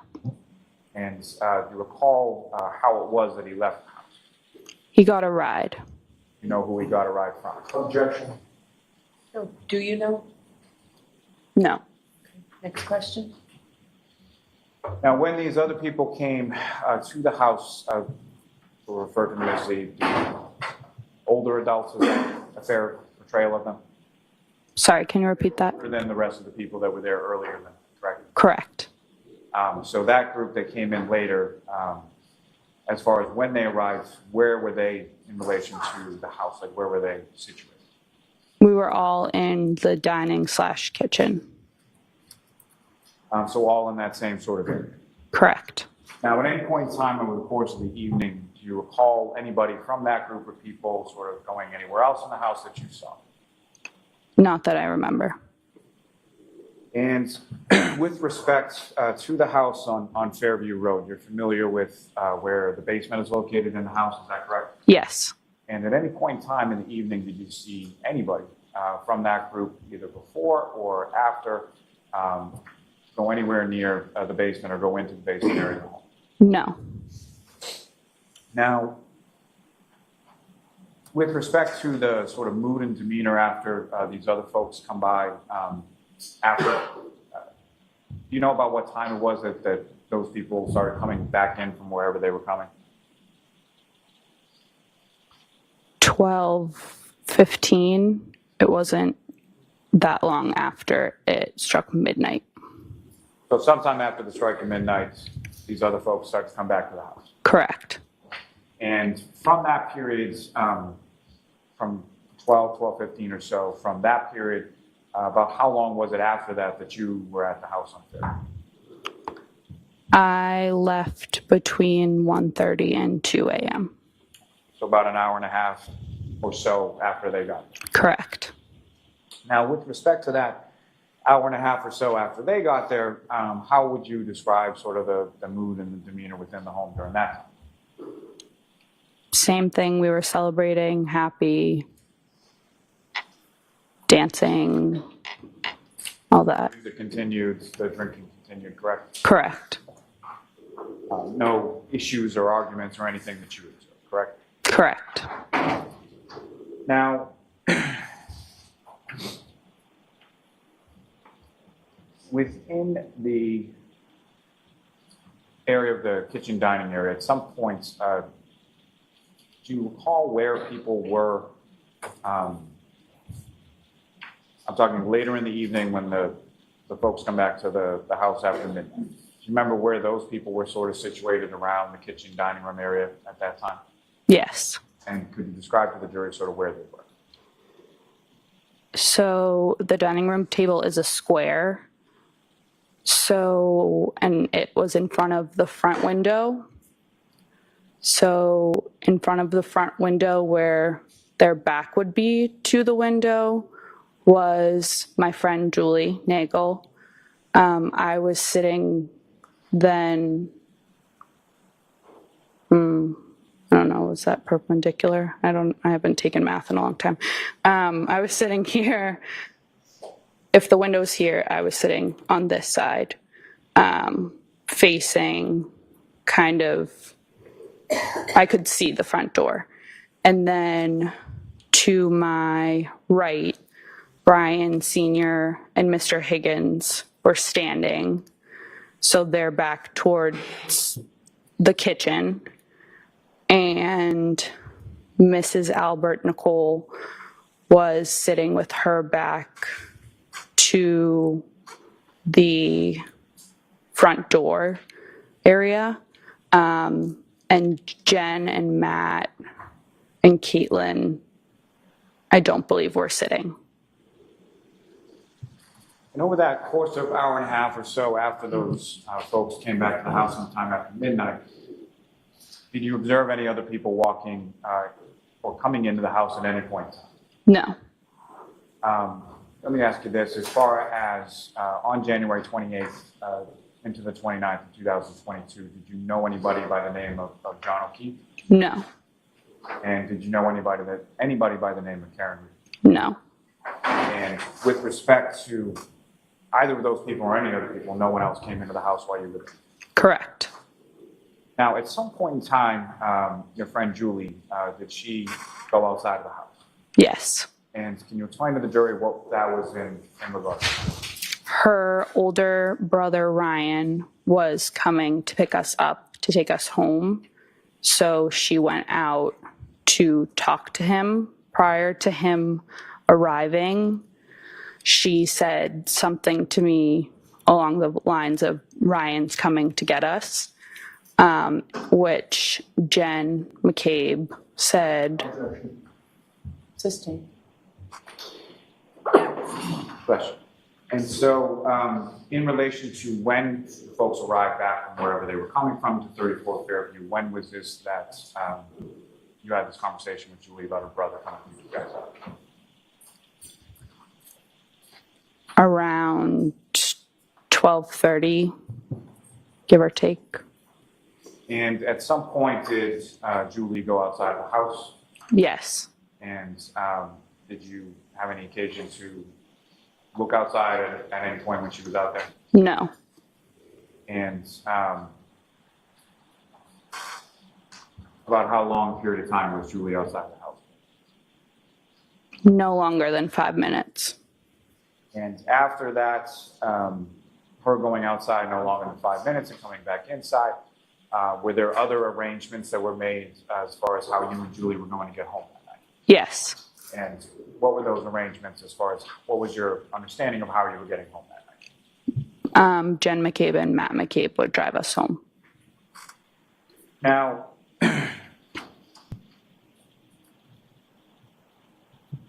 Jen McCabe, around that time that Julie went outside of the house and came back in, what, if anything, did you observe her to be? Her phone was plugged in behind me, charging. She was checking it periodically. And again, if you could remind the jury sort of what was it that was behind you as far as where was it? So where I was sitting behind me was a wall. And then behind that wall would be the family room. And so I guess what I'm asking is, was there something specific that her phone was like resting on, or was it just sort of hanging out of a plug, or how was it positioned? I think it was just resting on the floor.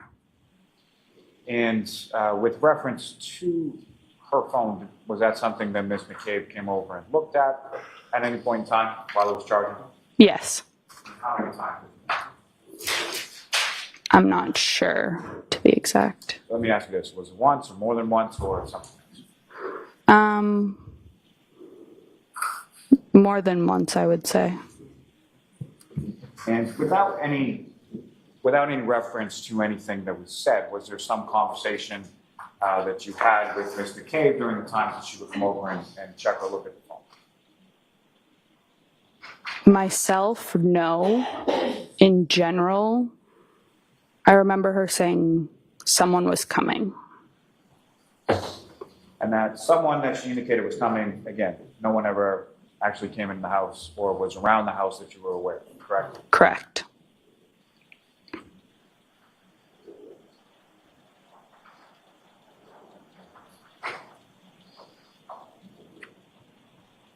And so about what time was it that you left the home on Fairview on that particular evening? Between 1:30 and 2 a.m. And you left with your friend, Ms. Nagel, as well as Mr. and Mrs. McCabe, correct? Correct. And do you recall what kind of vehicle they had or what they were driving on that evening? Some sort of like large Subaru type. I don't know the exact make or brand, but a large, all I could say was like a Subaru, not a Subaru, not a Suburban. I don't know cars. Like a Tahoe, like a big car. So like a bigger SUV, correct? Yes. And within the SUV that you eventually got into and took a ride home, correct? Yes. And if you recall, from within the SUV that you got into, was there, as far as the back seat was concerned, was it 2 rows, 3 rows, or something else? It was 3 rows. And where was that vehicle parked when you came out to get into it? In the driveway. And when you came out to go from the house to the car, what, if anything, did you observe as far as what was the weather doing at that point? It was snowing. And as far as the snow that had come, was there any sort of accumulation on the ground that you saw? Yes. And so based on that, what, if anything, do you recall about sort of your walk from the front door to the McCabe's vehicle in the driveway? So we exited the front door and went down the front walkway to the driveway. As I said, it was snowing. Julie and I were like arms linked, and I was looking down at my feet to make sure I didn't slip. And why were you looking down at your feet? I wore shoes that my mother told me not to wear because they didn't have traction, but they went with my outfit, so I wore them anyways. And I knew if I had slipped and fell, she would say, "I told you so." So I made sure not to do that. And when you get to the vehicle, do you recall sort of who was driving and who sort of sat where within the vehicle? Yes, so Matt was driving, Jennifer was in the passenger seat, Julie was behind Matt on the driver's side, and then I was behind Jen. And when you get into the back of the vehicle, do you recall, was there any sort of conversation about, did either Mr. or Mrs. McCabe know where the two of you lived at that point? No. They did not. So I imagine there was some discussion as far as where to or what was the address or something like that. Yes, correct. Do you recall if that was something that was like plugged into a GPS, or were you just sort of giving verbal instructions about where? I don't remember. And do you recall as far as the order of who got dropped off first versus yourself and Ms. Nagel? Yes, And who got dropped off first? Julie. And about how far a drive is it from the address on Fairview to Julie's house? Less than 5 minutes. And same as far as, so from Julie's house, you then went to your house, is that correct? Yeah, about 5 minutes, I would say, from Julie's to mine. So 5 minutes or so from Fairview to Julie's, and 5 minutes or so from Julie's to yours. Correct. Now, when you get in the back of the vehicle, do you recall any other sort of discussion while you were in the driveway before you left? So, yes, we got in to the car. Matt forgot his jacket inside, so he went back to get his jacket. And Julie and I were in the back seat looking around. One of us noticed, I remember, a loaf of bread, just a lone loaf of bread in the back seat.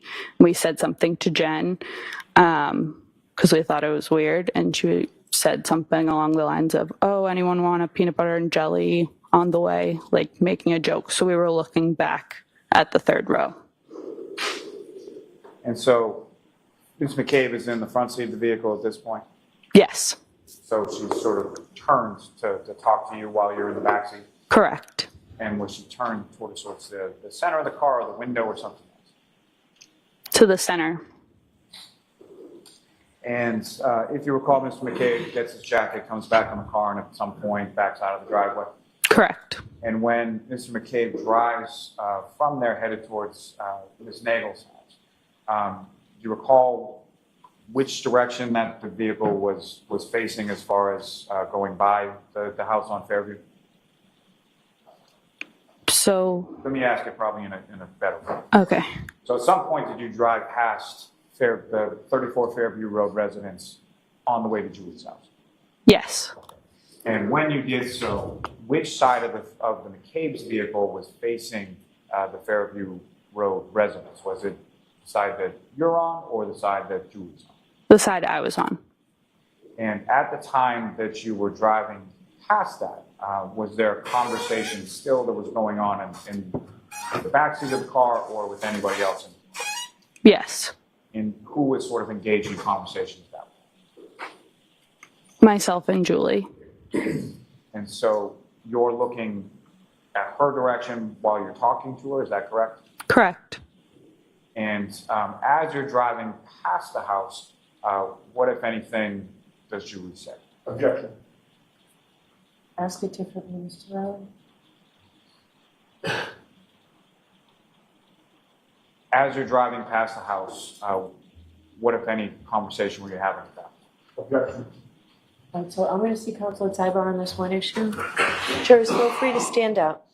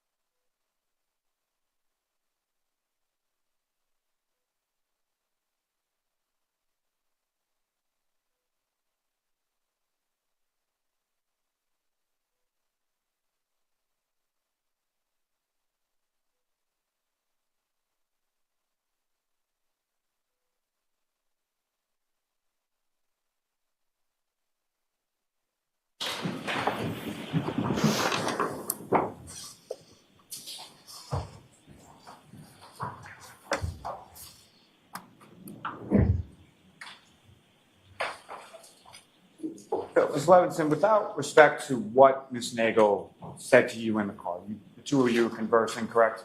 Correct. And as you're pulling past the house, she says something to you, correct? Or says something out loud?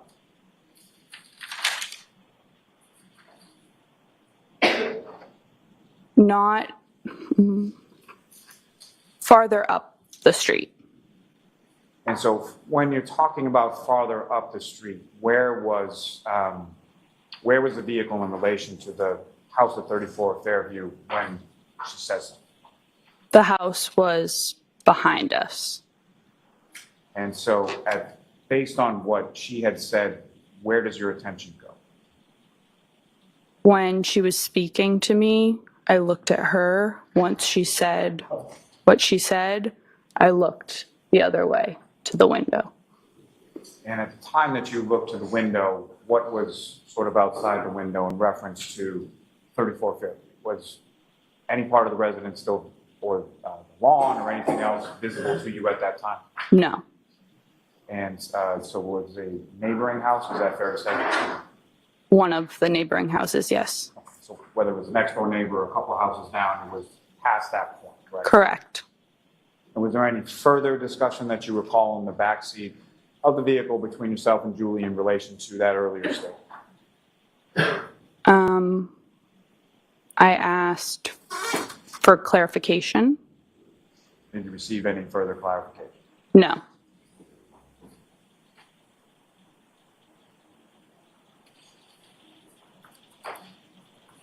If I may have a moment, John? Yes.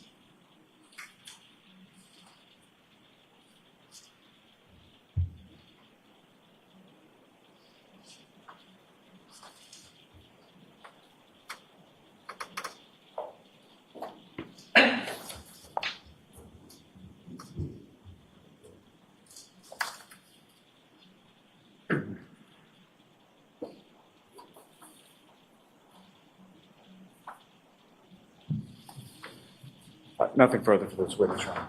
All right, so this is a good place for us to take our morning recess. See folks about 15 minutes. All rise for the court, please. Here are the notebooks to follow me. You are muted. Thank you.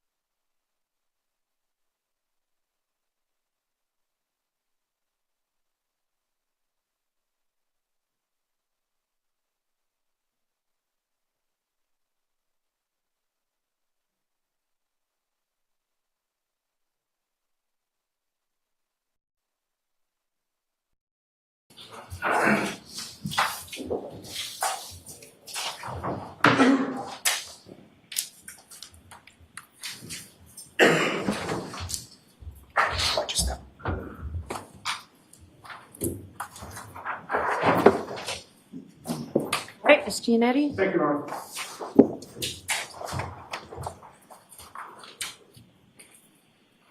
Good morning, ma'am. Good morning. You have lived in Canton your whole life? Correct. Graduated from Canton High School? Yes. Have been friends with Brian Albert Jr. since high school? Yes. I believe you said it's been probably about 10 years now that you've been friends? Correct. And the two of you actually went to the junior prom together, correct? Correct. You consider him a close friend. Correct. You've been to his house many times? Yes. You've gone inside the home and you've spent time in the backyard as well? Yes. Gone swimming in the pool that they have in the backyard? Yes. And in high school, you would hang out in their basement, would you not? That's correct. And you know that there's, in that basement, a bulkhead door that leads to the backyard, correct? I never noticed it. You're also on good terms with other members of the Albert family. Correct. You know his brothers and sisters, correct? Correct. Caitlin Albert, Brendan Albert, Kayla Albert, and Jack Albert. Yes. You also know his cousins? Depends which ones, but yes. Some of them. Yes. You know that Jennifer McCabe's daughters are Brian Albert Jr.'s cousins, correct? Correct. And you know both of Brian Jr.'s parents, Brian Albert Sr. and Nicole Albert, correct? That's correct. And you actually call Nicole Albert by her nickname, correct? Sometimes, yes. And what is that nickname? Coco? And you know Brian Albert Sr. relatively well, having been over the house so many times, correct? Depends what you qualify as well, but yes. Do you find him a little standoffish? He's quiet. But in any case, you're comfortable at the Albert home. That's correct. And you were at the Albert home on the night of January 28th, going into the 29th of 2022, correct? Correct. Got there around 8 p.m.?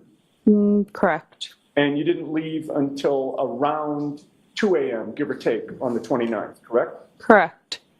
So, again, ballpark figures, if you were there from 8 p.m. until 2 a.m., that means that you spent about 6 hours at the Albert home that night into the early morning? Correct. And you yourself never left the home during those 6 hours, correct? Correct. You were inside the home the entire time. Correct. Were you interviewed by any police officer, state trooper, or other investigator about the events of that night on January 29th of 2022? On that day? Yeah, were you interviewed? No. What about the rest of January or even February of 2022? Were you interviewed by any investigator? No. The fact of the matter is that no investigator connected with this case took a statement from you in terms of an interview until about 9 months later, correct? Correct. And that was done at the district attorney's office on October 21st of 2022? Correct. Now, that night while you were at the house, you'll agree with me that there were people coming and going from the house the whole night, correct? I mean, you would have to be more specific. Okay, so I'm not talking about like every minute on the minute, but during those 6 hours, you saw people come and you saw people leave, correct? Yes. But you were not standing guard at the door to take note of everyone who was entering or leaving or the times that they were entering or leaving, correct? Correct. You were not, keeping a log, for instance, of when somebody came in or when somebody left. No. And when you got there around 8 a.m., you came with your good friend Julie Nagel, correct? Yes. Julie's father dropped you off there. Yes. You saw Nicole Albert, Julie Albert, Caitlin Albert, and Brian Albert Jr. when you arrived, right? Correct. Then Julie Albert, Caitlin Albert, and Nicole Albert left, right? Yes. But then 4 other friends of Brian Jr. arrived, right? Yes. And you would name them when Mr. Lally was asking you questions before the break, right? Yes, correct. So with those 4 friends, with you and Julie and Brian Jr., that meant that at that point, there were 7 people in the house, right? Yes. Actually, there were 8 people because Colin Albert was there as well, correct? It depends on what time you're referring to, but yes. He got dropped off there at some point. Yes, And then he was one of the 8 people, including yourself, that you were with. correct. You never saw him walk in the door, did you? I don't remember. You don't remember seeing him actually enter the house, correct? Correct. But during the night, you actually sat right next to Colin Albert at the table, correct? Yes, that is correct. And with regard to Colin Albert, I believe you testified, you really wouldn't say he's a friend of yours, right? That's correct. He was more of an acquaintance, was he not? That's correct. Somebody that you met, but you didn't hang around with, right? Yes. You have never been in a hot tub with Colin Albert, correct? Not that I know of, no. You never took a trip to Maine with Colin Albert, right? Objection. No. Sustained. Because going away on a road trip, that'd be something that you do with a friend, right? Objection. Sustained. Okay.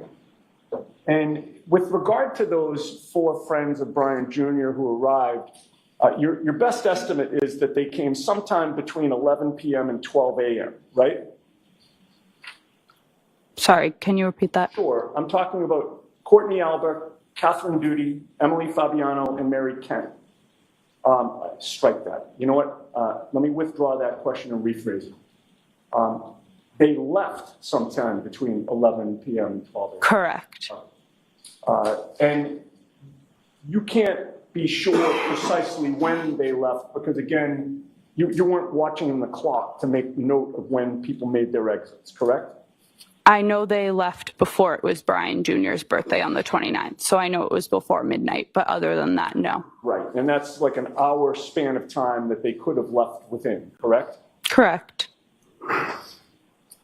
You never saw Colin Albert physically walk out the door, did you? I don't remember. And then at some point before midnight, Brian Albert Sr., Brian Higgins, Nicole Albert, Jennifer McCabe, and Caitlin Albert all arrived at the Albert home, correct? Yes, I don't know if you said Matt McCabe, but yes. And Matt McCabe as well. Yes. And you would agree with me that Brian Higgins and Brian Albert arrived at about the same time? Yes. And that Caitlin Albert, Jennifer and Matt McCabe, and Nicole Albert all came back around the same time? Correct. Now, from that point until the time that you left around, and that was around 2 a.m., right? Give or take? Correct. From that point until around 2 a.m., the only person who left the house was your friend Julie Nigg, right? Correct. Your understanding was that she went outside to talk to her brother, Ryan Nigg, right? Yes, that's correct. All right. And in addition to not remembering seeing Colin Albert leave, you also did not see Brian Higgins physically leave, correct? I don't remember. And you also don't remember seeing Caitlin Albert leave, correct? No, I don't remember. You would agree with me that throughout the night while you were at the house, Caitlin Albert was playing music on her phone? Yes. There were surround sound speakers set up in the kitchen dining room area? I don't remember that. There were speakers though, correct? Possibly. So I don't remember. Your memory is not that Caitlin Albert had a song or songs playing on her small iPhone, was it? No, it was on a speaker. I'm just not sure if it was surround sound or a Bluetooth speaker like it was previously in the night. All right, fair enough. People were singing and dancing, right? Correct. Pretty much everybody was singing, correct? Correct. People were talking. Correct. Everybody appeared to be in a good mood and having a good time. Yes. And with the music, the singing, the dancing, the talking, the drinking, there was a lot of activity going on in the kitchen dining room area, correct? Yes.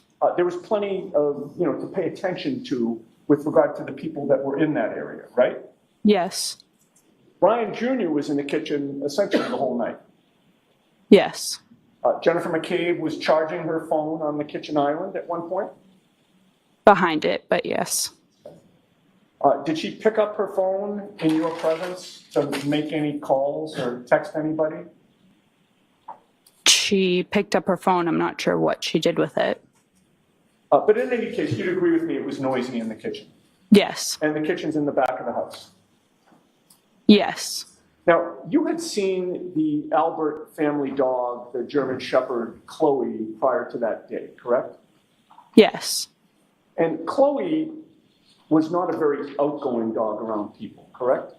Correct. In fact, your impression was that she was a former police dog, correct? Possibly. Right or wrong? Maybe. I don't know. While you were in the kitchen with all of the singing and dancing and talking and music going on, you did not hear Chloe bark, correct?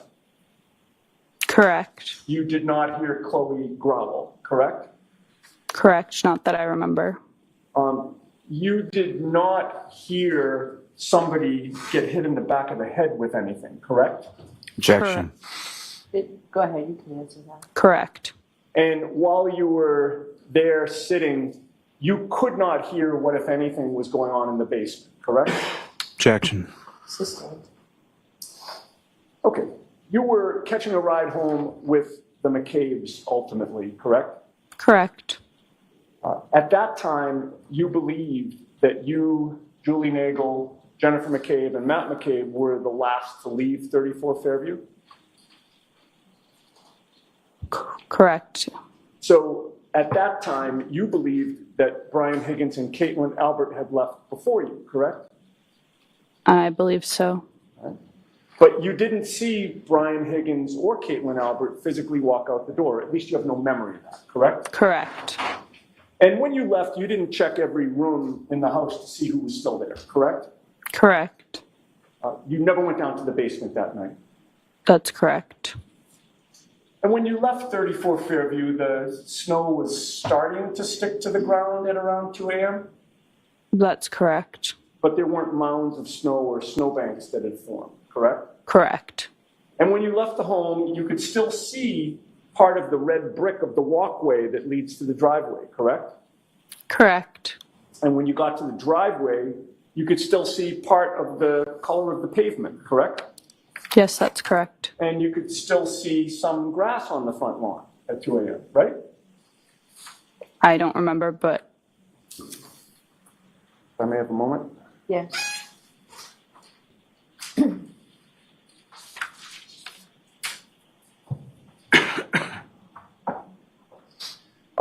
You testified at a hearing on May 11th of 2023, so just about a year ago, in Boston, correct? correct. And neither the prosecution in this case, Mr. Lally and Ms. McLaughlin, or any of the defense team was there, correct? Correct. Some other lawyer was asking you questions, right? Objection. Sustain, move along with this. Sure. You were asked the question, quote, could you see the grass sort of on the lawn? That was when you were leaving. And your answer was yes. Do you recall that question and answer? I don't recall that. If I suggested to you that that was the question and answer, would you dispute it? Objection. Sustain. Is your memory exhausted as to whether there was that question of you and that answer given? Can you rephrase that? Sure. Do you not remember whether you were asked that question that I just read and the answer that you just gave? I don't remember. Okay. If you saw that transcript, would that refresh your memory? Possibly. Page 187, counsel. May I approach? Was there an objection? No? Yes, you may. Thank you. Actually, I'm sorry. I just handed it to you and then took it away. I'm sorry about that. Lines 10 and 11, I would direct your attention. And just read it silently to yourself, please, and look up at me when you're done.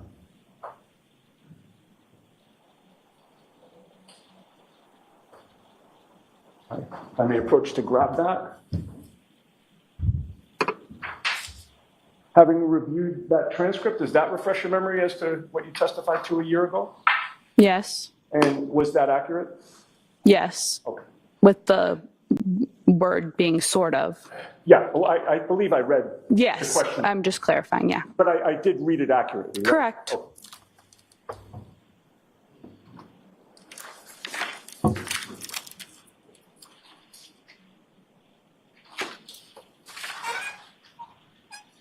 Okay. Where was the McCabe's car parked? In the driveway. What other cars did you see in the driveway at that time? I believe the by Albert family, I mean the ones that owned that house. The parents. Yes, correct. Their cars. Do you know how many?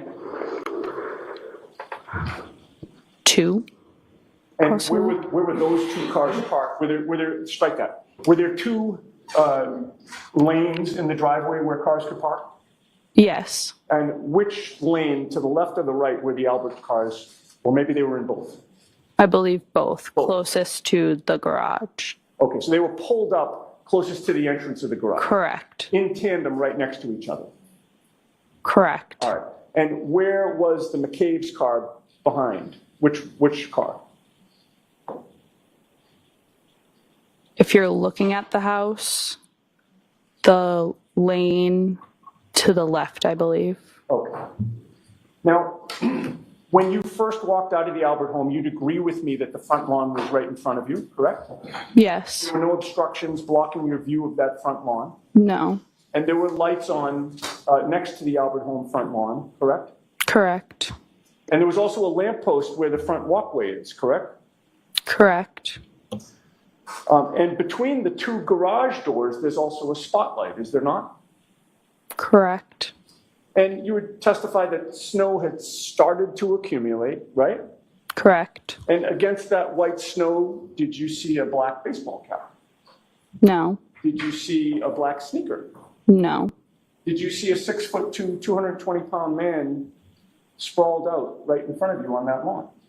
No. Did you see 45 pieces of red plastic?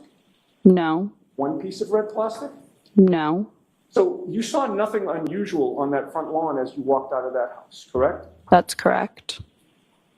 As Jennifer McCabe, Matthew McCabe, and Julie Nagel were walking toward the McCabe car, none of them pointed to the front lawn to direct your attention to anything, correct? That's correct.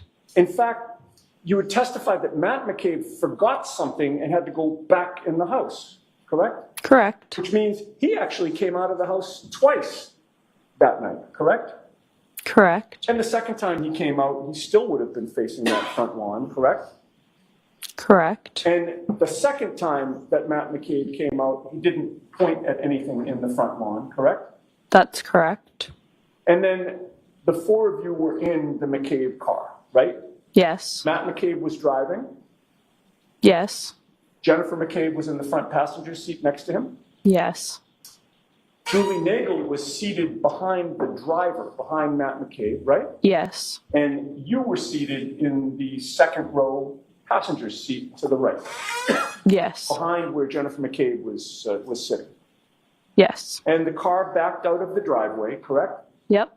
And the rear of the car was then facing towards Cedar Crest. Correct. And the front of the car, where you were going to drive toward, would be toward Chapman Street, correct? That's correct. Which would have put you driving right past the Albert property line, correct? Yes, correct. And you were closer to that property line than Julie Nagel was, correct? That's correct. As you drove past? Yes. And as you drove past that front lawn, you saw nothing out of the ordinary, right? I wasn't looking, but yes. Okay. And we had previously talked about the fact that you were first interviewed by investigators on October 21st of 2022, right? Correct. And the investigator that spoke to you about 9 months after January 29th of 2022, you will agree with me, was Michael Proctor, correct? That's correct. And almost a year after that, you were visited by two female members of the defense team, were you not? Objection. I'll allow it. My home was. Okay. Do you recognize Ms. Little seated at council table as being one of those two females? Okay, I'm going to see it sidebar.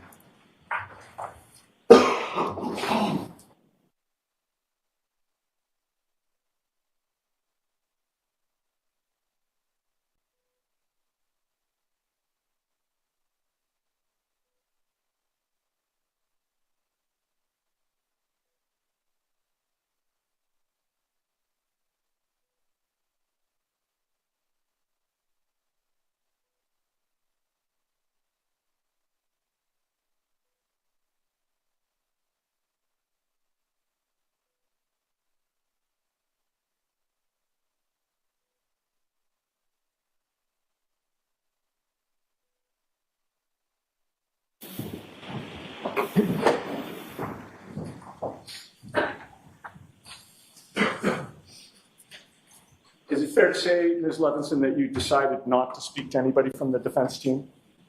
That is correct. And you hadn't before you and I just started this discussion, correct? That is correct.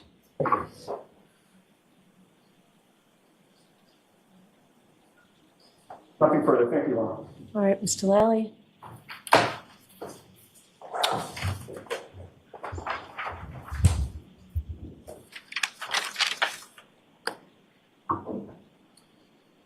Ms. Levinson, with regard to the basement at 34 Fairview, when was the last time that you were in the basement area of the home? Early college. So 2017, maybe? That period of time that you were talking about where Ms. McCabe had her phone on the charger and was coming over to check on it, do you recall whether or not Colin Albert was still in the house at that point? I don't believe so. You don't believe he was, is that correct? That is correct. Now, you come out of the house, you were asking questions about the lawn. The portion of the front lawn that you are talking about, as far as you observed, where is that in relation to the driveway? To the, well, if you're, Let me ask you a different way. So as far as, with respect to the front lawn area of the home, what part of the lawn did you make any observations of, or did you look at or see it when you were walking from the doorway to the vehicle? when I walked out of the front door, I went down the steps of the stoop and I looked in front of me, like down, not straight. So it would be the grass that borders the front walkway.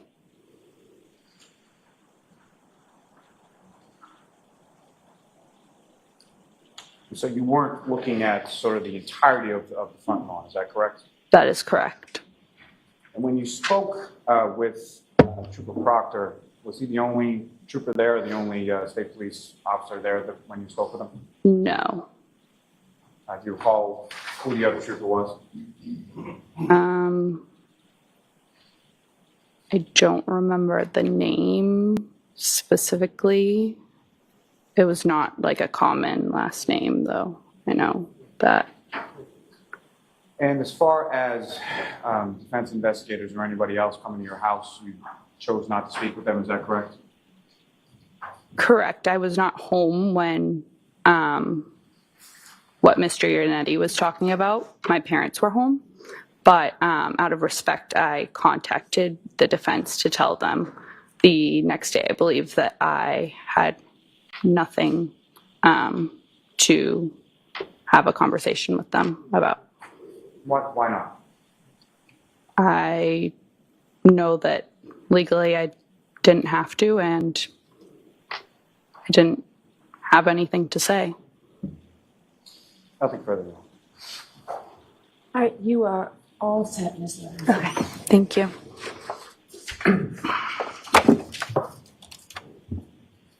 Your next witness, Mr. Lally. Yes, Your Honor. The Commonwealth call Ms. Julie Nagel to the stand.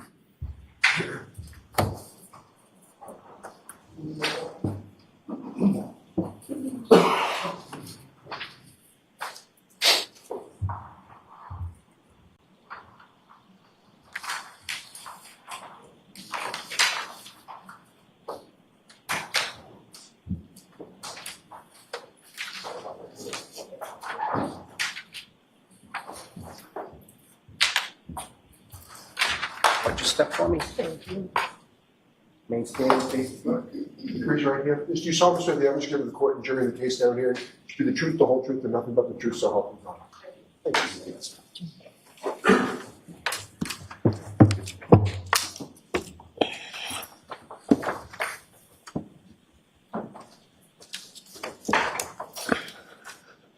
Whenever you're ready, Mr. Lally. Thank you, Your Honor. Good morning, ma'am. How you doing? Could you please state your name and spell your last name? Yep, it's Juliana Nagel, Nagel, And where do you live, ma'am? Canton, Mass. And how long have you lived in Canton, Mass? My whole life. And who, if anyone, do you live in Canton? I live with my parents and my brothers, but mostly now just my parents. And how many brothers do you have? I have 2 older brothers. And what are their names and how much older than you are they? My oldest brother Ryan is 31, and then my other brother Sam is 27. And do you work, ma'am? I do. I work for a car rental agency. How long have you been doing that? A little over a year and a half. Now, ma'am, if I could turn your attention to January 28th, 2022 into the early morning of the 29th. Do you recall where you were that evening? I do. And where did you go? To my friend Brian Albert's house. And your friend, that's a Brian Albert Jr., is that correct? Yes, Junior, yep. And how is it that you know Brian Albert Jr.? We went to school together, high school, so I've known him for quite some time. And was Brian Albert Jr., was he in the same grade or the same class as you? He was a year below me.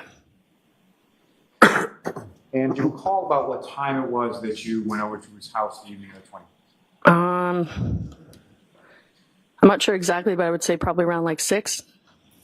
And do you recall what day of the week that was, the 28th and the 29th? I believe a Friday. For Friday and Saturday, is that correct? Mm-hmm. And how did you get? Yes. How did you get to Mr. Albert Jr.'s house that night? My dad drove me. And who, if anyone else, did your dad give a ride to one week? My friend Sarah Levinson. How long have you known Sarah Levinson?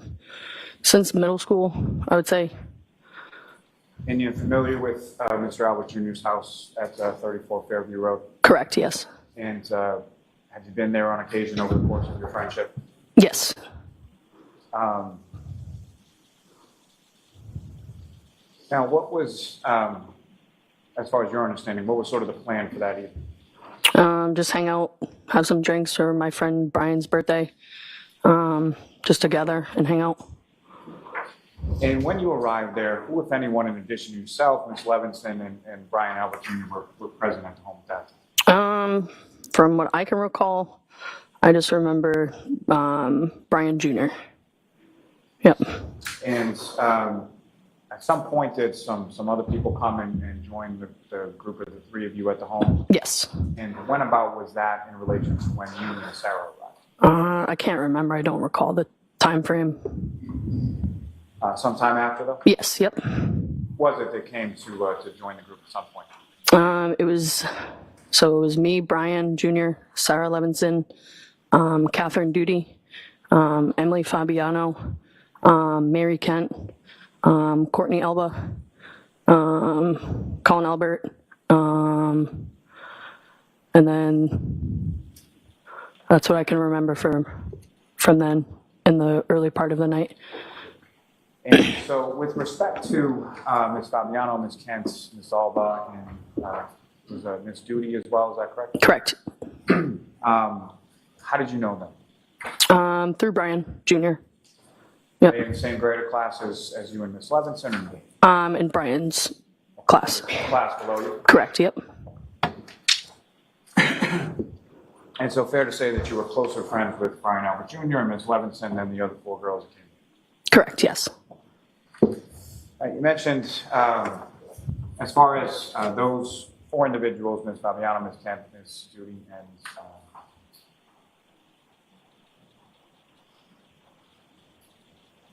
Kent, Ms. Fabiano, Ms. Duty, and Ms. Alba. Did they come together as far as you know? I don't remember. I'm not sure. And do you have any idea how they got there? No, I do not. Now, with reference to, you mentioned Colin, correct? Mm-hmm.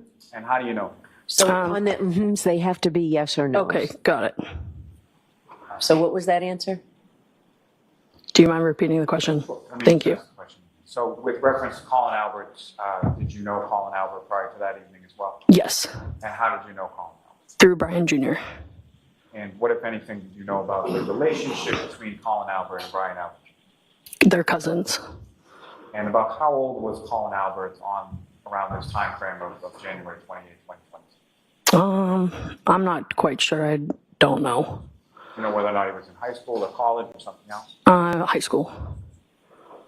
And when was it that he arrived in relation to the four young ladies that you were talking about? I don't remember. A little bit after, though. Okay, so at some point in time after they had arrived? Yes.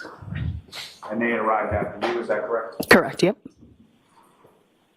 And over the course of the evening within the Albert house, where is it sort of within the home that you and sort of the group were congregating? We were mostly in the dining room area with the kitchen. It's like an open floor plan a little bit. And do you recall what specifically, or just generally speaking, what you were doing while you were hanging out and celebrating Brian Jr.'s birthday? We got some food ordered from Deanie. Just hanging out, drinking. That was it. Do you recall any music playing or anything like that? Yes. And how was that sort of set up, or what was it playing? Yeah, I can mostly remember it being set up from the overhead speakers in the kitchen, like in the ceiling. And was that being played through somebody else's like phone or device or something like that? Yes. And do you recall who was sort of in control or who was controlling the music? I believe it was Caitlin Albert. And so prior to, at this point in time that you're talking about, sort of the initial with, was Caitlin there at that point? Yes, she was. I'm sorry, during the point in time when it was yourself and Ms. Levinson, the other four young women that you were talking about, Colin Albert, was Caitlin Albert there at that point, if you recall? Not at that point, no. So that's what my question was Okay. in relation to that time, who, if anyone, was charged. Okay. No, not at that time. I don't remember. Now, with respect to, now obviously you were there and you were drinking, people were drinking, correct? Yep. Do you recall sort of what people were drinking? I know at the time I was drinking Michelob Ultras, but mostly just White Claws, beers, from what I can remember. And was anyone within this sort of initial group that we're talking about here drinking any more or less than anybody else? I don't believe so, no. And during this sort of initial period with these initial people, how would you describe sort of the mood or their demeanor within it? Yeah, everyone was having a good time. It was Brian's birthday, so, we were there just to have fun. And at any point in time with this sort of initial group, did you see anybody go to any other area of the house beyond sort of the kitchen, dining room area? No.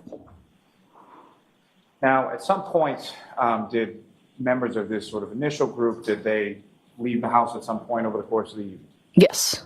And who left first and you know who left first and about what time? Yeah, I'm not sure exactly who left at what point, but I know that Catherine, Duty, Emily Fabiano, Mary, Ken, and Courtney Alba left. I would say, and Colin left like before midnight. And did they all leave around the same time, or did they leave at sort of staggered points? I would say staggered times. Now, with reference to Colin Albert, do you know about what time he left? I would probably say 11:30, 11:45. And do you have any idea sort of how Colin, similar to what I asked about the other young ladies, do you have any recollection as far as how he got there or how he left or anything like that? I'm not quite sure, no. But do you recall specifically seeing him leave from the house? Yes. And which door would he have left from? I'm not sure exactly what door, but I know someone did pick him up, but I'm not sure who did, so. And so when it comes to the front door of Fairview Road, there's two doors in the front area of the house. Yes. And as far as with respect to either of those two doors, you don't remember him leaving from some other door to the house, correct? Correct. So if he left, or when he left, it would have been from one of those two front doors? Yes. Now, at some point, at least after Ms. Kent, Ms. Fabiano, Ms. Duty, and Ms. Alba left, did people that lived at the house or other people sort of come back to the house? Yes. And about what time was that? I'm not too sure, but I would say a little after midnight.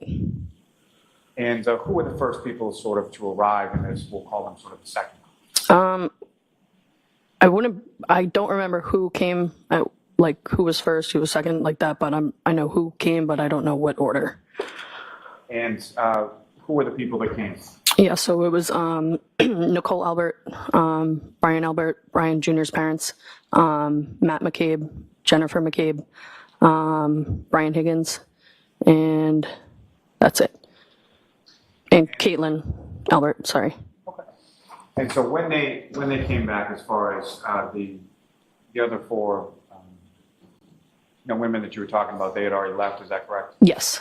And Colin Albert, was he still there when those people came back? He left as well. And so Brian Albert Sr. and Nicole Albert, those are Brian Albert Jr.'s parents? Correct, yes. You were familiar with them, obviously, prior to January 28th? Yes. And you mentioned Jennifer and Matthew McCabe, is that correct? Yes. And were you familiar with them prior to January 28th? Yes. And how were you familiar with them? I'm through Brian Jr., just hanging out with them a few times, so just know them through the family. And so through the family, well, my next question is, what, if any, relationships did they have to your friend Brian Albert Jr. that you? They are his aunt and uncle.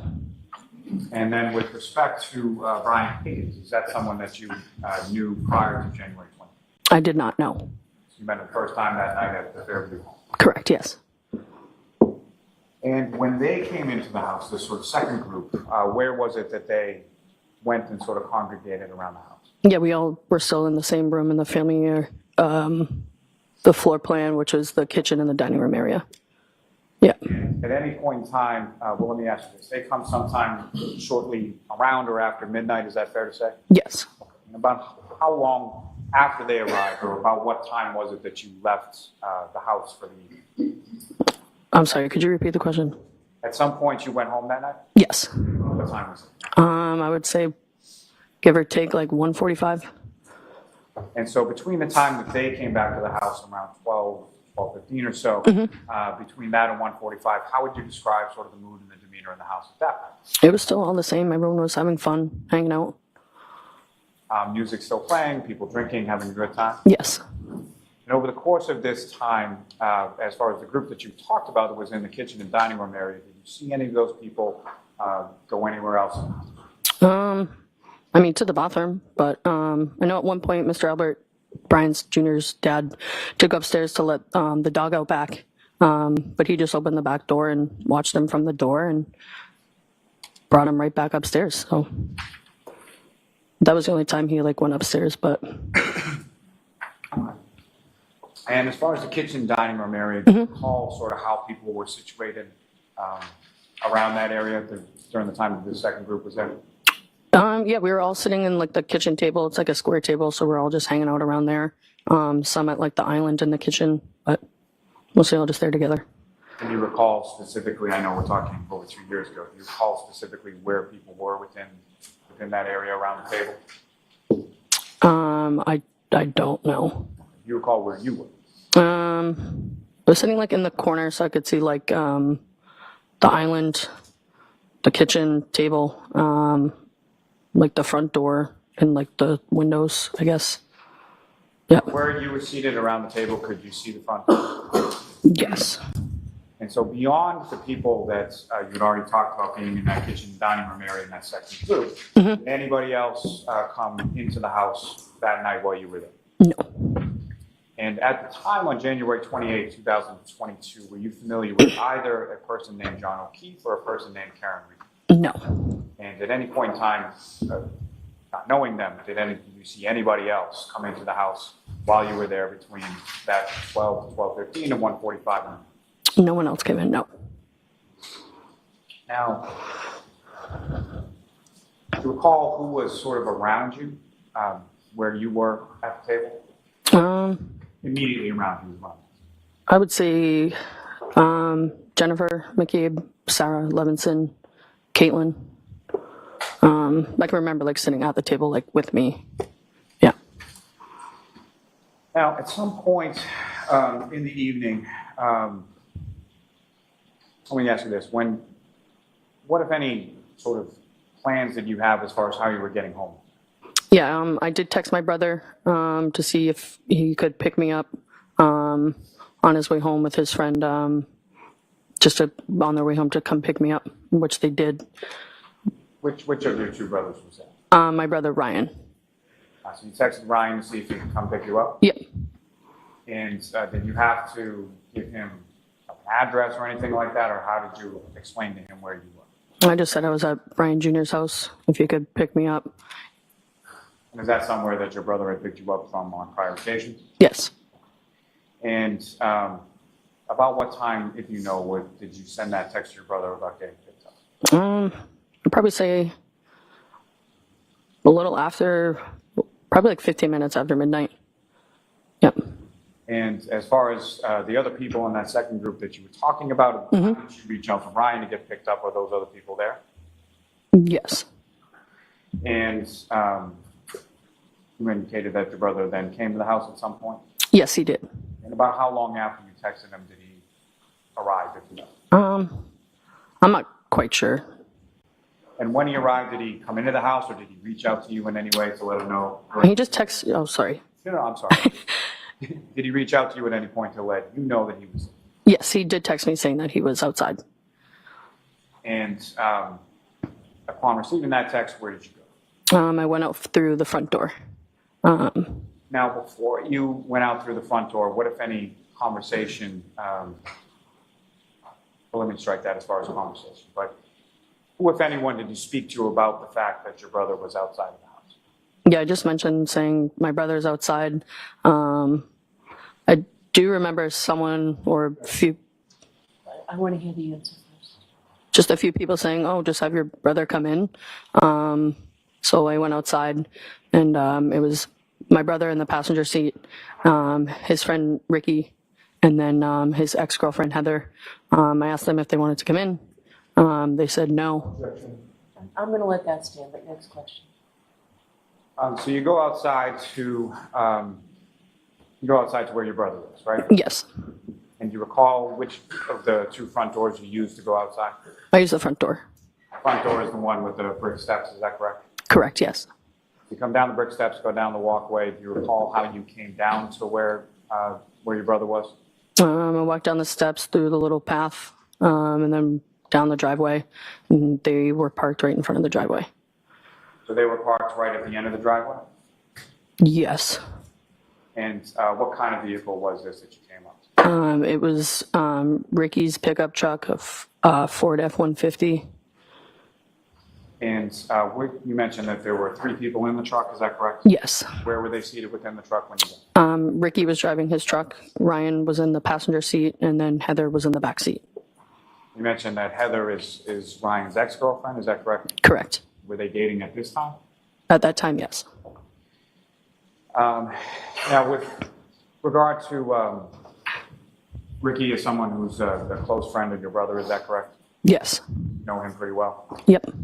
And so you get to the truck, do you recall how it was that you were speaking to your brother Ryan? Was it sort of through an open window? Did he open the door? Or how were you communicating? He rolled down his window.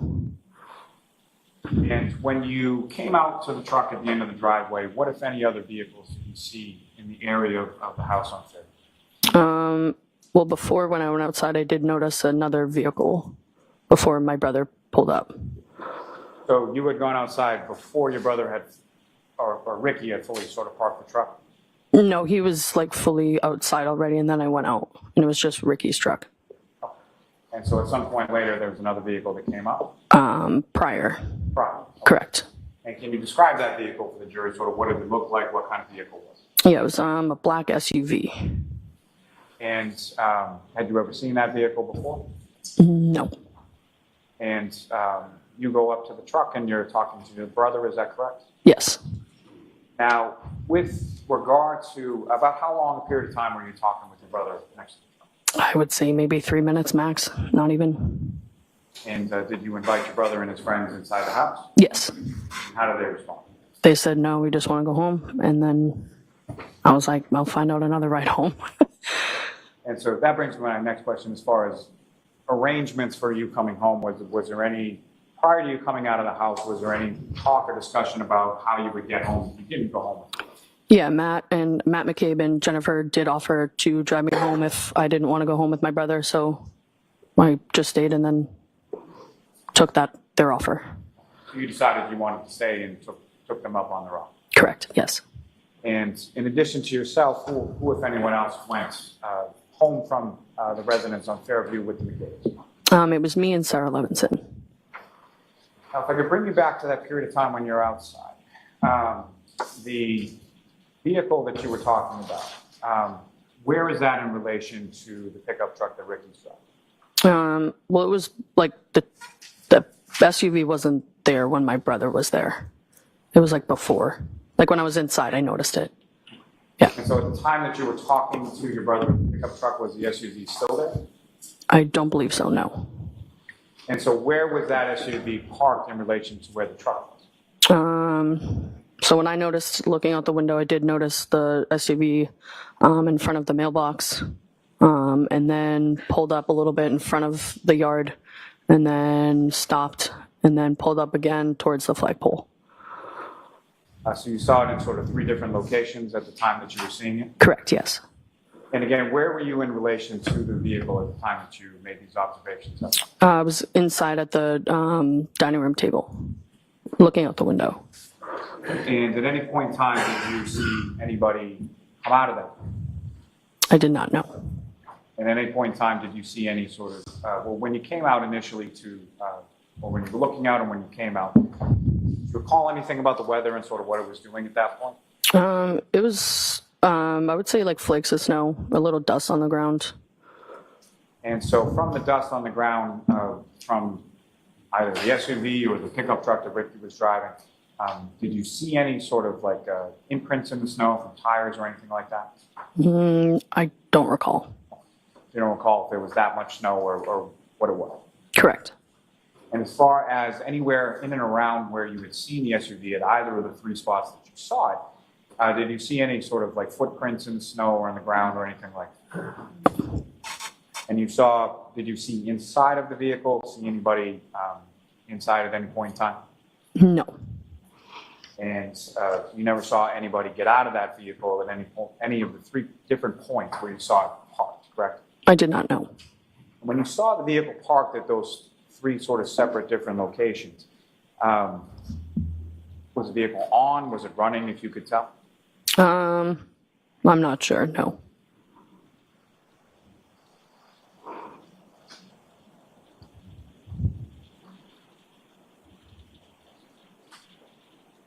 Your Honor, may I approach? Yes.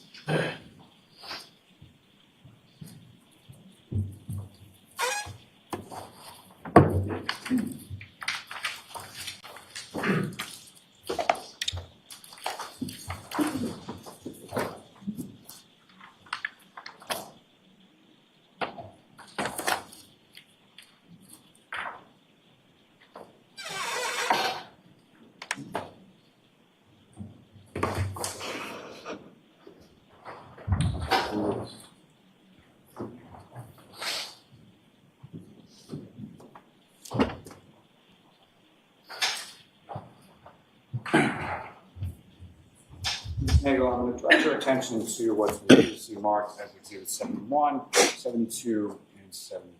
Okay. Right now, I'm just going to ask you to take a look at those and look up when you're finished.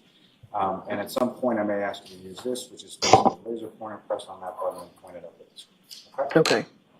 So first, if you could just look at 71, 72, and 73.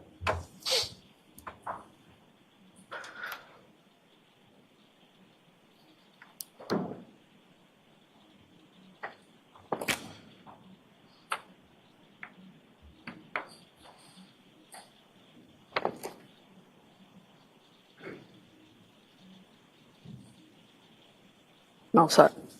Generally, with respect to those 3 photographs, do you recognize what's depicted in them? Yes. Or what do you recognize? That it's my friend Brian Albert Jr.'s house. Is that roughly what the house looked like at the time of January 28th, 29th, 2022? Correct, yes. If I could ask you to flip just back to the first one that I showed you, Exhibit 71. And Your Honor, with the court's permission, may I publish that to the jury at this time? Okay.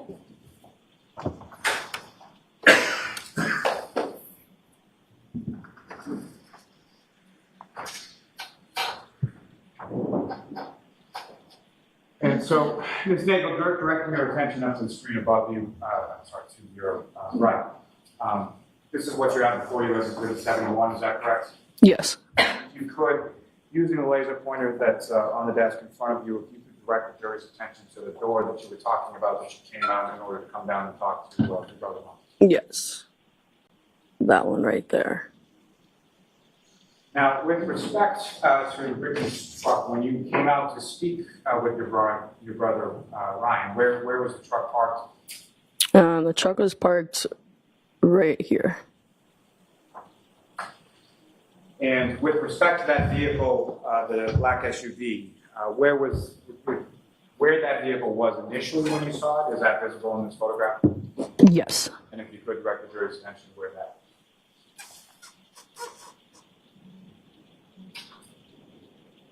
Thank you.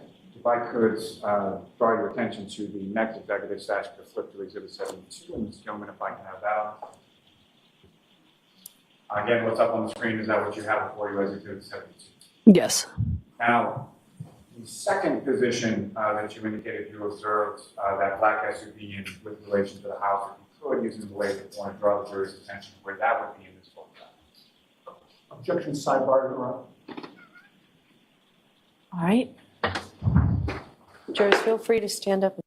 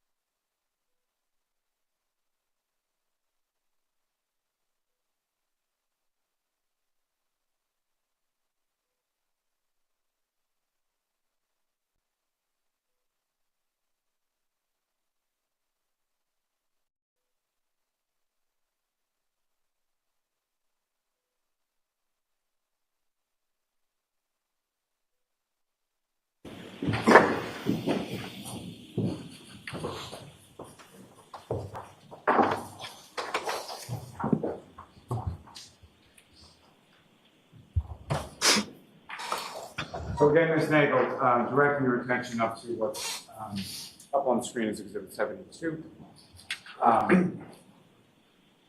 You indicated in your testimony that you saw the vehicle from inside the house at 3 different points, correct? Yes. You've indicated the first point in the last photograph is the second point that you saw the vehicle in. Is that depicted in this photograph? Yes. You could, using the laser pointer, just direct the jury's attention to that second point was that you saw.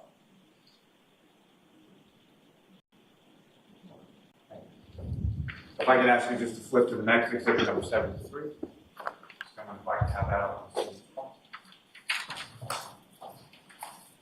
And Ms. Nagel, with regard to the third point, or the third different location that you observed that black SUV on that morning, is that visible in this photograph? Yes.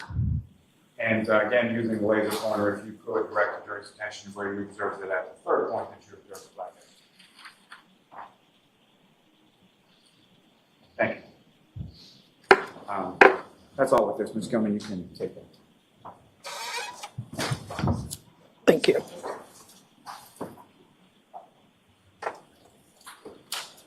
So, Ms. Nagel, you speak with your brother outside, and then at some point, after a couple of minutes, come back inside. Is that correct? Yes. And the people that you had mentioned that were in the kitchen and dining room area, were they still in that area? Yes.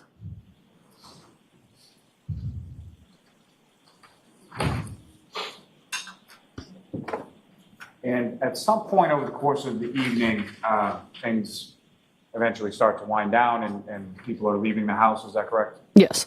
Can you recall what order it was that the people left the house on that morning? I'm not quite too sure, no. And with respect to yourself, you indicated that you left with Ms. Levinson and the McCabe's, correct? Yes. And do you recall who, if anyone else, was present in the home when you left? I'm not sure, no. And so when you left, how was it that you came out of the residence at that point? Out the front door. Same front door that you had indicated earlier. Yes. So let's move on with which door, please. Go ahead. You come out from that door. Where was it that you went? Went into Matt and Jennifer's car. Do you recall anything about the car, what type of car it was, or? It was an SUV, but I don't know what kind it was.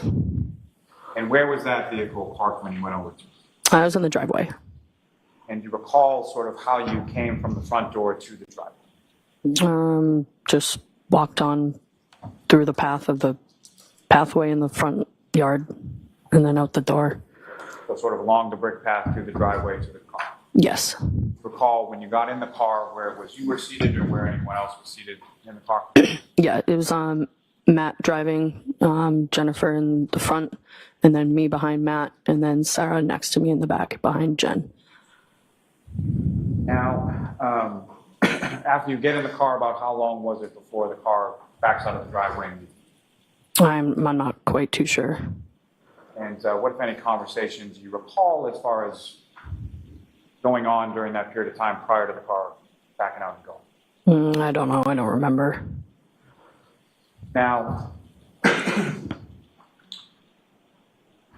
when the vehicle leaves from the house, at some point it's going by the house, correct? Yes. Do you recall which side of the McCabe's vehicle was facing towards the house? And by that I mean, was it the side you were sitting on or the side that Ms. Levinson was? The side that Sarah was sitting on. And that would have been the passenger side, is that correct? Yes. And at the time that the vehicle was driving by the house, what is it that you were doing at that time? We were having a conversation. So Jen was kind of facing towards the back, towards me and Sarah. We were talking about making PB and jelly sandwiches because there was some peanut butter and jelly and bread in the car. So talking about that. But yeah. And so when Ms. McCabe she's in the front seat, is that right? Yes. And she's talking to you and Ms. Levinson, correct? Yes. And how is it that she's positioned talking to you in relation to the seat that she's in? Yeah, I would say she was kind of turned back a little bit towards us in the back seat. And what I'm asking is, she turned towards sort of the center of the vehicle, or she turned towards the window next to her? Towards the center of the vehicle. And you're speaking to her and to Ms. Levinson, correct? Yes. Which direction are you facing? Facing towards Sarah and Jen. And which direction is Sarah facing as you're having this conversation? Towards me. And as you drive by home, what, if anything, did you observe? I did notice behind Sarah and Jen, I did notice something out of the ordinary, like a black blob in the ground by the flagpole. And from where you were situated in the car, do you know sort of what was the lighting like over in that area of the yard that you saw by the flag? It was pretty dark out, but the snow was kind of heavy at that point, so couldn't really see too much. But so the snow's coming down at that point? Yes. And if you know about where in relation to the flagpole was this black object that you saw? I would probably say close to the street, but in their lawn, right kind of in front of the flagpole next to it. Now, I'm sorry to do this again, but Ms. Gilman, Your Honor, with the court's permission, I would just ask that exhibit number 72 be back up on the screen. Okay.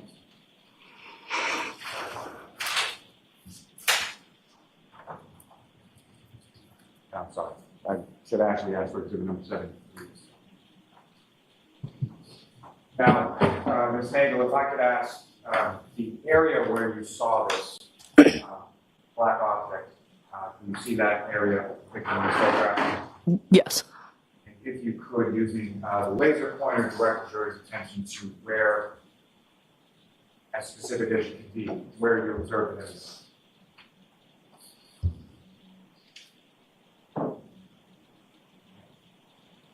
We can take that.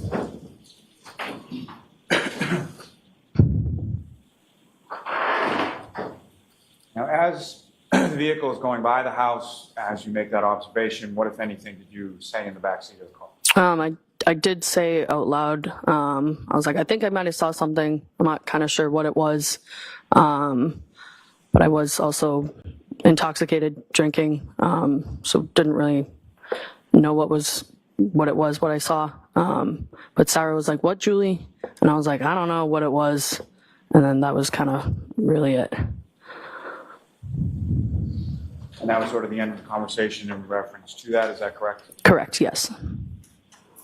If I may have a moment, Your Honor. Okay.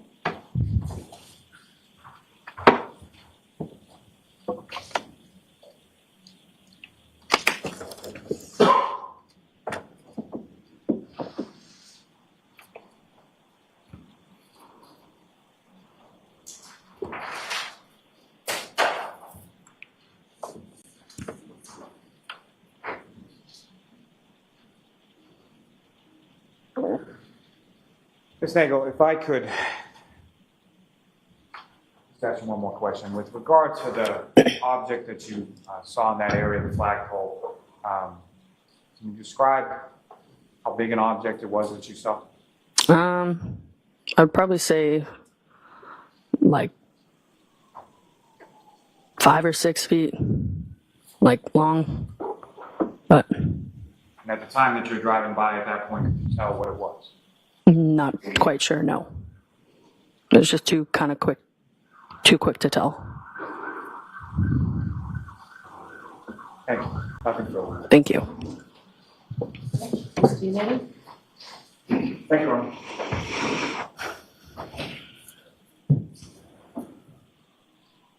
Good afternoon, Ms. Nagel. Good afternoon. On January 28th of 2022, you got to 34 Fairview Road at about 6 or 7 p.m.? Correct. And you didn't leave until 1:30 or 2 a.m., correct? 1:45 around there, yeah. Okay. So you were there approximately 8 hours?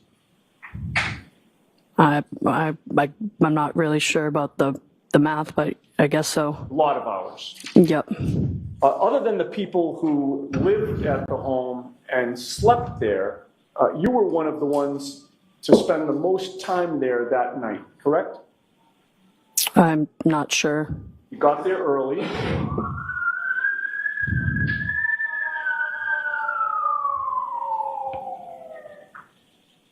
You got there early, correct?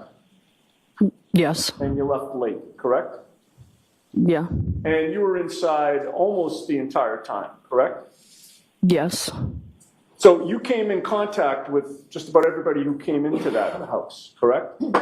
Yes. And you know that everyone who was in the house that night is a witness in this case, correct? Yes. The only time you went outside before you left was when your brother Ryan arrived, correct? Yes. And even when you went outside, you stayed on the Albert property, did you not? Yes, I did. And you had some contact with your brother out there, correct? Yes. And you know that he's a witness in this case as well, correct? I do, yes. Right. And despite having contact with all of these witnesses in this case, Trooper Proctor didn't talk to you on January 29th, did he? No. Or the rest of January or the whole month of February, correct? Correct. He didn't interview you about these statements that you're making today until October of 2022, correct? If that's what it says on paper, yeah. October 5 of 2022, does that sound right? I don't know. It was many months after January 29th, correct? Yes. Over 8 months after John O'Keefe was found dead on Brian Albert's lawn, correct? If that was the time frame, yes. And when he spoke to you on October 5, Trooper Proctor asked you for the first time to remember the details from 8 months before that, correct? If that was the time frame, yes. And you are good friends with Sarah Levinson, correct? Yes. Certainly over the last 2+ years, the two of you have discussed what happened on January 28th and 29th, correct? Yeah.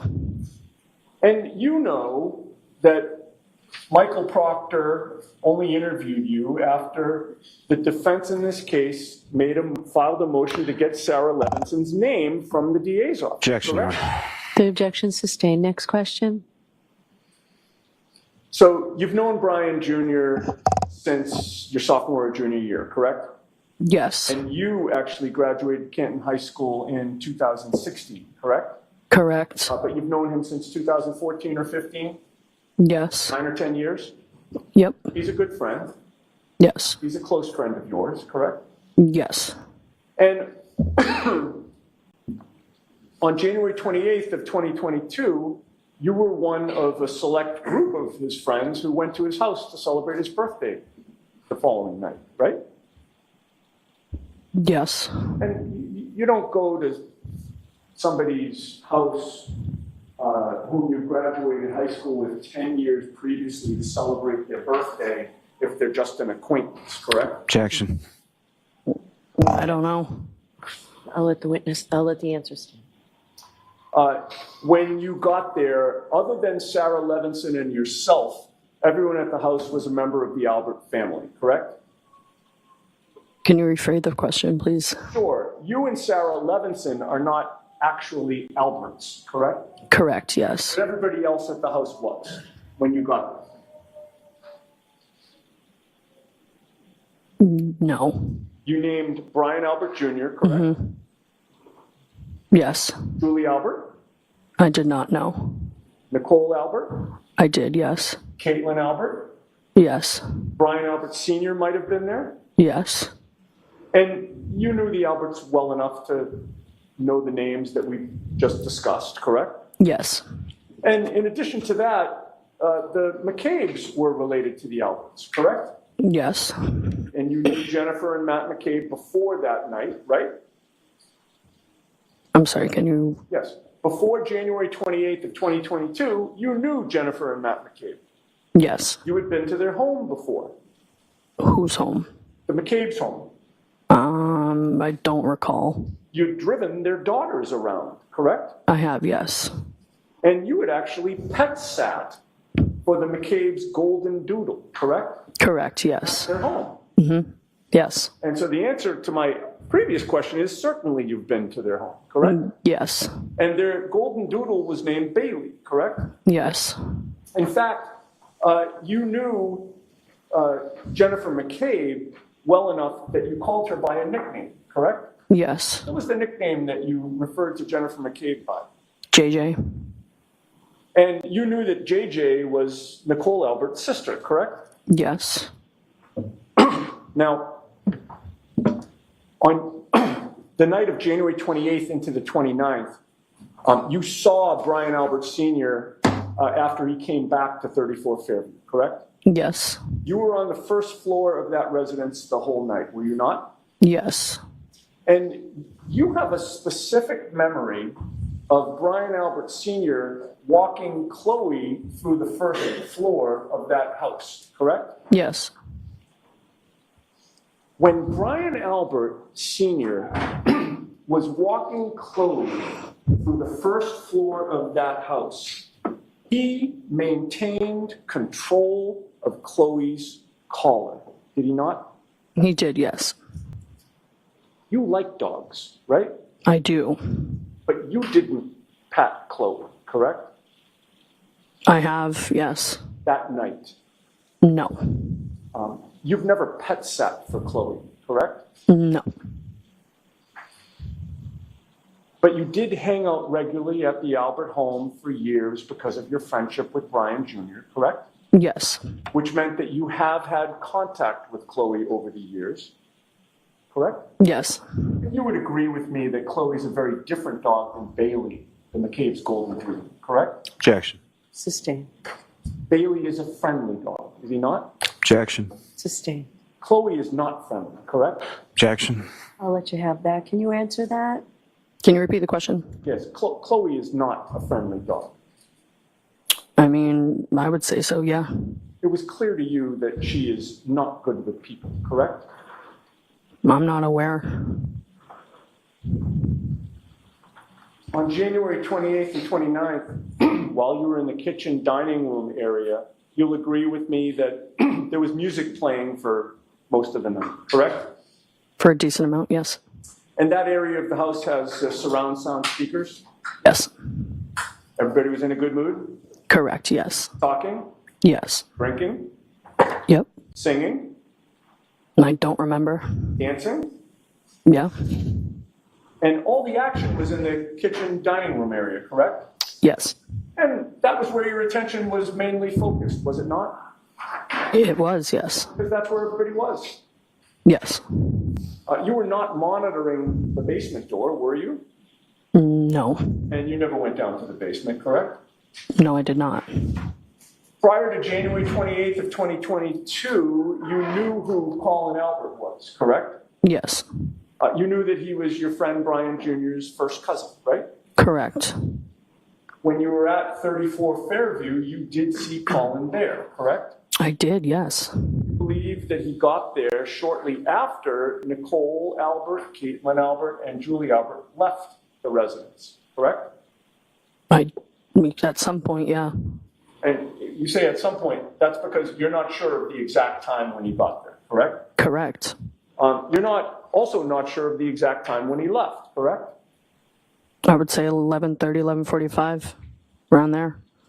He wasn't somebody who was important to you that night, was he?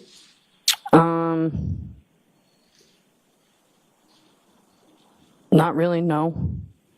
You weren't paying attention to monitor when he came or when he left, were you? No.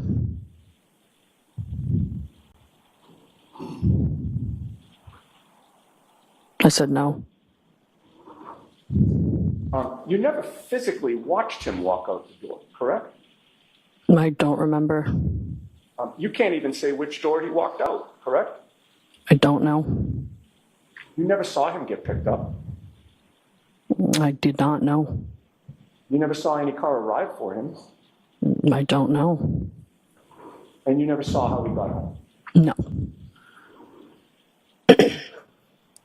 Now, on January 29th of 2022, after midnight, your brother Ryan Nagel and you lived in the same home, correct? At the time, yes. At about 12:15 to 12:20, you texted your brother Ryan for a ride home, correct? If that's what the timestamp says, yes. Do you have a screenshot of that text message? Somewhere, yes. Did you provide that to any investigator or assistant district attorney? I don't remember. Do you recall whether any assistant district attorney or investigator asked you for a copy of that text message? I don't know. Is that text message still on your phone? I don't know. Did you delete that text message? I don't know. So let's move this along, Mr. Unity. When you texted Ryan that night, you were contacting him because you thought it was an appropriate time for you to leave, correct? Yeah. How long did it take your brother Ryan to get to the Albert home after that text message? I don't know. Was it an hour? I don't think so, no. Was it a half hour? I do not know. So you have no idea how long it took him to get there and how long you stayed after you texted him, correct? I don't know, no. By the time you're texting Ryan, Ms. Nagel, how much do you think you had had to drink since 6 or 7 p.m.? A decent amount. Would you say that another word for it would be a lot? No. What were you drinking that night? Michelob Ultras. And how many did you have? I don't know. I don't remember. Did you bring your own Michelob Ultras to the party? I don't know. You don't remember whether you brought any beer to the party? I don't know. Where was the beer? I either brought it or I don't know. I don't remember. It was 2.5 years ago. Where was it within the home? In the fridge. You have no memory of like running out of beer that night, correct? I don't remember, no. There appeared to be plenty of beer to go around, correct? For myself, yeah. Between the time that you texted your brother Ryan and the time he arrived, it's fair to say that you changed your mind about going home with him, correct? Yes. You changed your mind while you were still inside the Albert home, correct? I did not say that, no. Well, I'm asking you now. No. You changed your mind only after you left the residence and went out to talk to him? Yes. You claimed on direct examination that he was the one that said, "Why don't you stay longer?" No, that's not what I said. Who was it that said that you wanted to stay longer? If myself. So you told him that you wanted to stay longer, correct? Yeah. I did. And when you went outside, you learned that he had come and his friend, is it Ricky D'Antuono? How do you pronounce the name? It's Ricky D'Antano. Ryan had come in Ricky D'Antano's gray Ford F-150 truck, correct? I'm sorry, can you repeat that? I butchered that. When you went outside, you saw that your brother Ryan was in Ricky D'Antano's gray Ford F-150 truck, correct? Correct, yes. He was sitting in the front passenger seat of the truck, correct? Ryan, yes. The truck was parallel to the Albert's residence, correct? Yes. It was not parked in the driveway. No. The truck was facing toward Chapman Street, toward going up the hill, correct? Yes. So Ryan's seat would have been the closest to the property, right? Passenger seat? I'm sorry, closest to the what? To the Albert home. Yes, correct. You walked down the driveway to get to the truck, correct? Yes. Dave's SUV was in the driveway at that point, was it not? Yes. And at that point, it's like that. I want to go back, if I can, to when you were inside the house, because you had testified that when you were inside, you looked out the window and you saw a different vehicle, correct? I did, yes. That was the black SUV. Yes. And you've testified that you saw that from within the house, you saw that black SUV move 2 times, correct? More than 2. So it was at first parked near the mailbox? Yes. And then you saw it move forward, right? Mm-hmm. Yes. And then you saw it move forward again to near the flagpole, correct? Yes. And was there a third time that you saw it move? I saw it pull up, stopped, pulled up again, stopped, pulled up again by the flagpole, stopped. That's all I saw. All right. And that was all while you were inside the house, correct? Correct, yes. And, when it was pulling up like that, Ms. Nagel, it wasn't going 80 miles an hour, correct? It was not, no. It wasn't going 50 miles an hour, correct? I mean, I didn't have a radar gun on me, but no. It was going at a safe speed, correct? Yeah. It wasn't going a very long distance, correct? Each time? No. It's a matter of several feet, correct? Adjusting its position? Just pulled up and stopped a few times. Right. And as you saw it pull up and stop a few times from within the home, its direction was always forward, correct? From what I saw, yes. You never saw that car back up, correct? No. You certainly never saw it speed at a crazy pace backwards, correct? Objection. Objection sustained.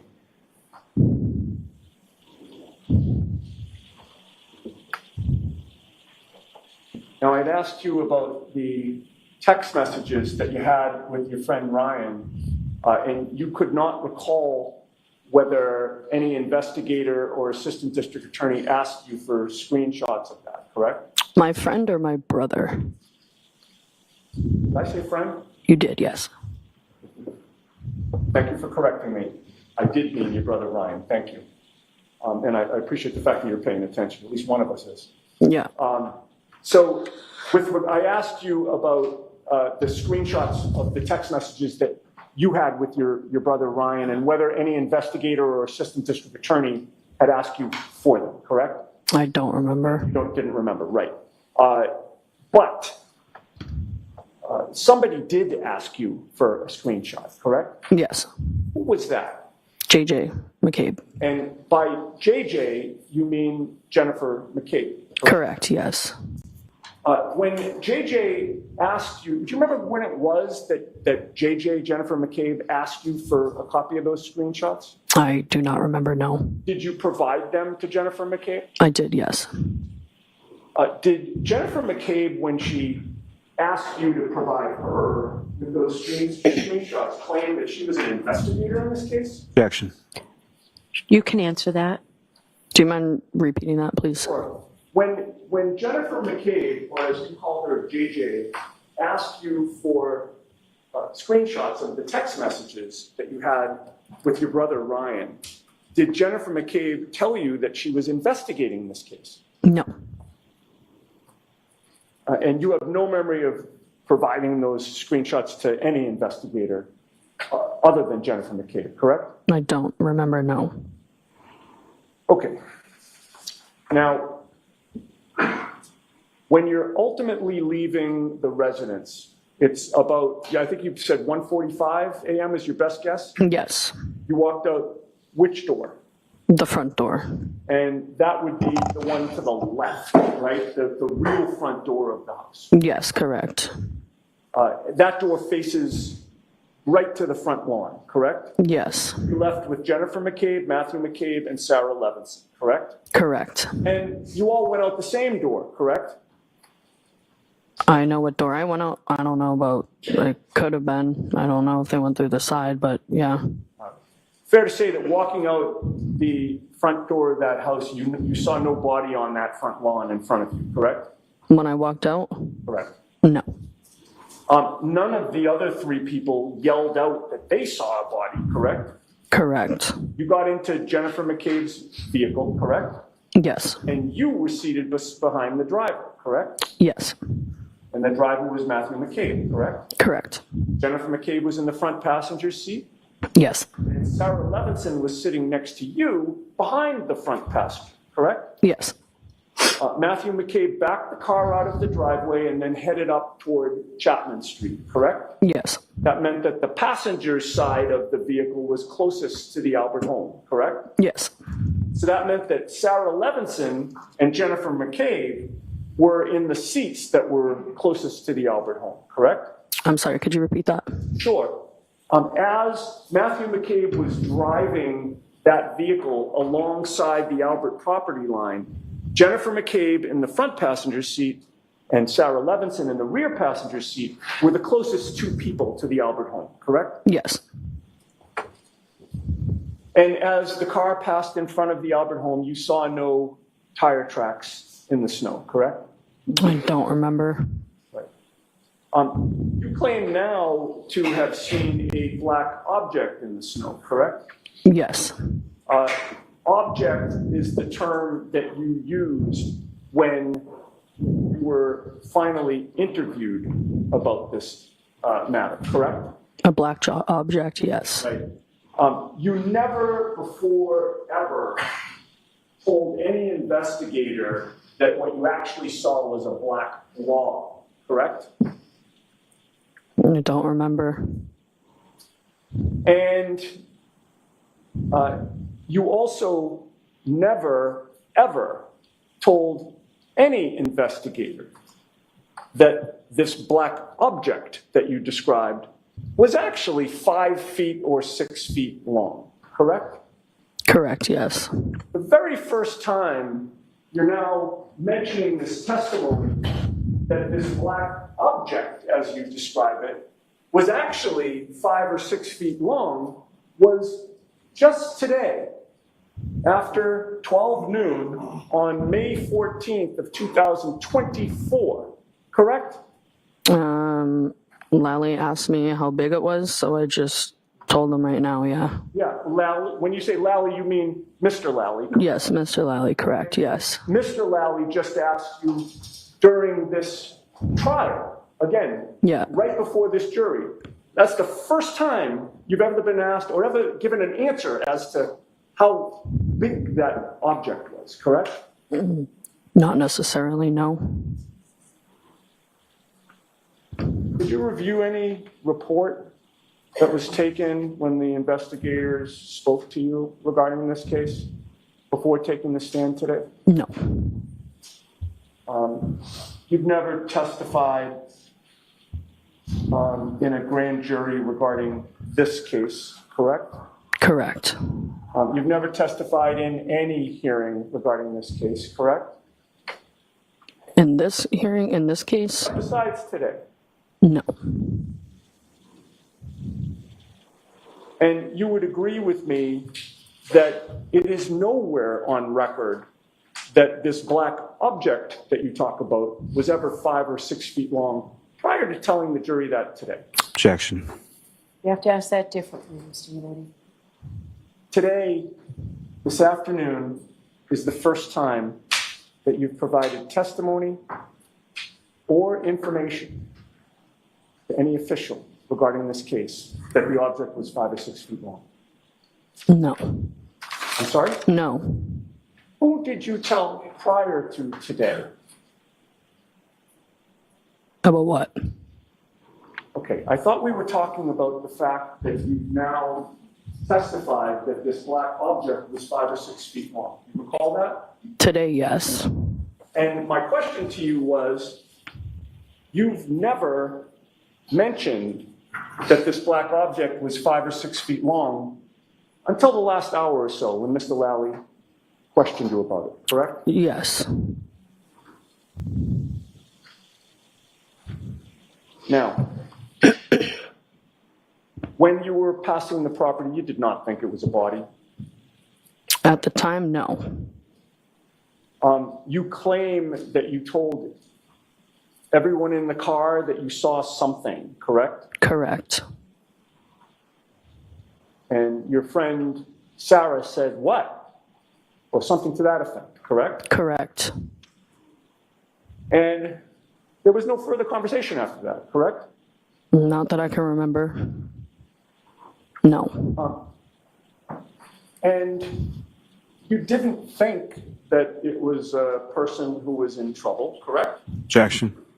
Did you think that? At what time, Mr.? When you're leaving the property, after leaving the house at 1:45 a.m. and getting into the vehicle and passing the Albert lawn, you did not think that you saw a person who was in trouble, correct? No. Or a person that may have needed help, correct? I don't know, no. And you were right there, correct, passing the property? I was passing the property, Not yes. as close to the property as your friend Sarah Levinson, but you were in the back seat on the driver's side, correct? Correct. And you were in a car such that if you thought that you saw something that could have been a person, all you had to do was tell the driver, correct? Objection. Sustained. Did you tell the driver that you saw somebody who was in trouble? Well, I said it out loud in the car. So is it your testimony now that you said out loud in the car, there's a person who's in trouble? That's not what I said, no. You didn't mention a person at all in the car, correct? No. Did not tell Matthew McCabe, hey, stop the car, correct? I did not know. If you had seen a person in the snow lying there, you would have done something about it, correct? Objection. Sustained. You didn't ask Matthew McCabe to stop. No. You didn't ask him to back up. Nope. You didn't ask him to check on whatever it was. Objection, Your Honor. I'll allow that. No. You had your phone with you, correct? Yeah. Your phone was working, correct? I don't remember. You used that phone to text your brother. An hour and a half before. Are you testifying today that your phone was completely out of charge? I don't remember, no. Text your good friend Brian Albert Jr. to tell him that you saw somebody lying on his front lawn? Did I text him Yes. that night?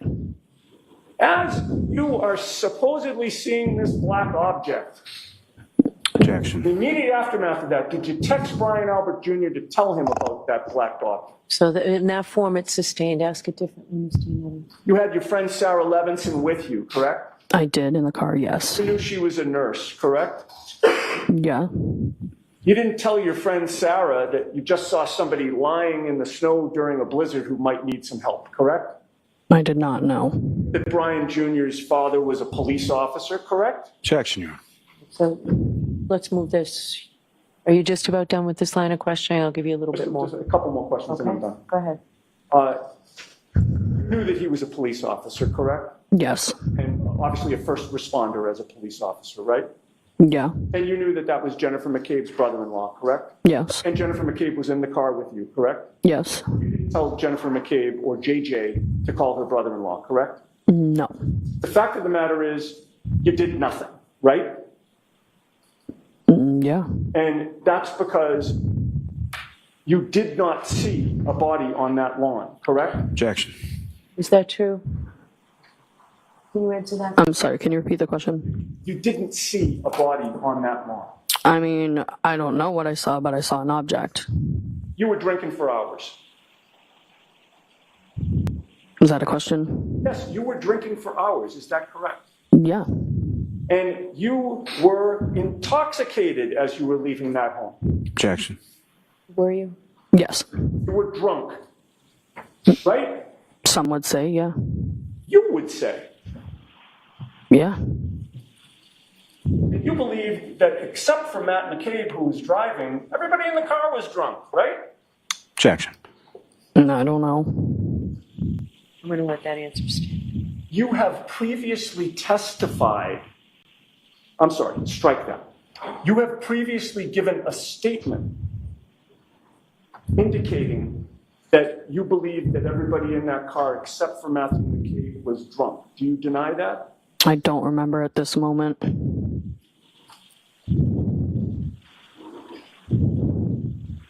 All right.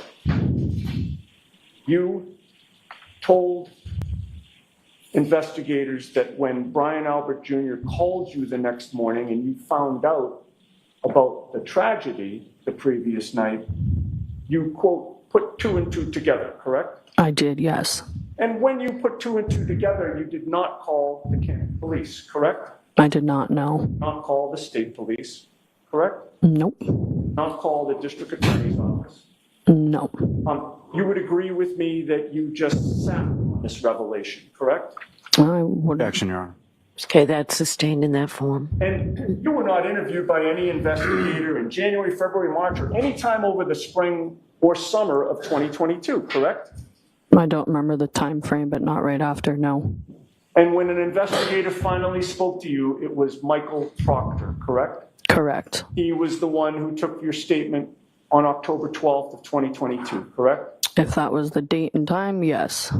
And that was over 8 months after you were driving past the Albert home at around 2 a.m. while you were drunk and supposedly seeing some black object, correct? Before 2 a.m., yes. And you know, Ms. Nagel, that as of October of 2022, the defense had, in this case, had publicly announced that Objection, Your Honor. had saw a body on that. So that question's improper. I'm going to strike that question. No further questions. Thank you. All right. So we're going to break. I have to bring you back tomorrow. Okay, so jurors, please do not discuss this case with anyone. Don't do any independent research or investigation into this case. If you happen to see, hear, or read anything about this case, please disregard it. Let us know if we actually stand. And we'll see you tomorrow. Okay, tomorrow's a full day. All rise to the court, please. You guys, I don't know. You can stand, Okay. Ms. Nagel, you can stand, and then when the last juror goes. I can go. Okay. Got it. Thank you.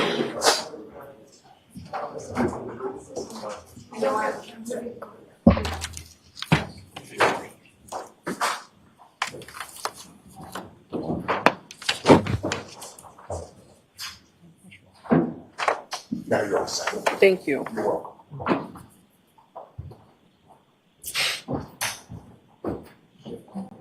Yes. All right, Tori, I haven't really looked at this yet. What time are you gonna do this? So you can come in and we'll do it right now if you want. Okay? If you Your don't Honor, want, we can- sorry, may we approach this as a Sure. scheduling thing? Counsel, we're still on the case. So why don't you come on up?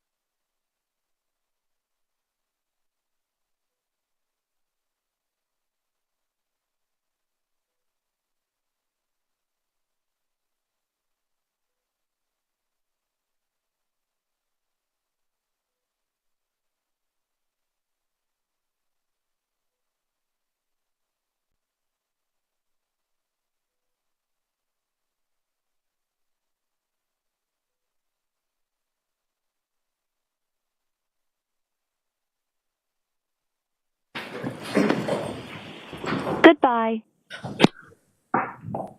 Football, right?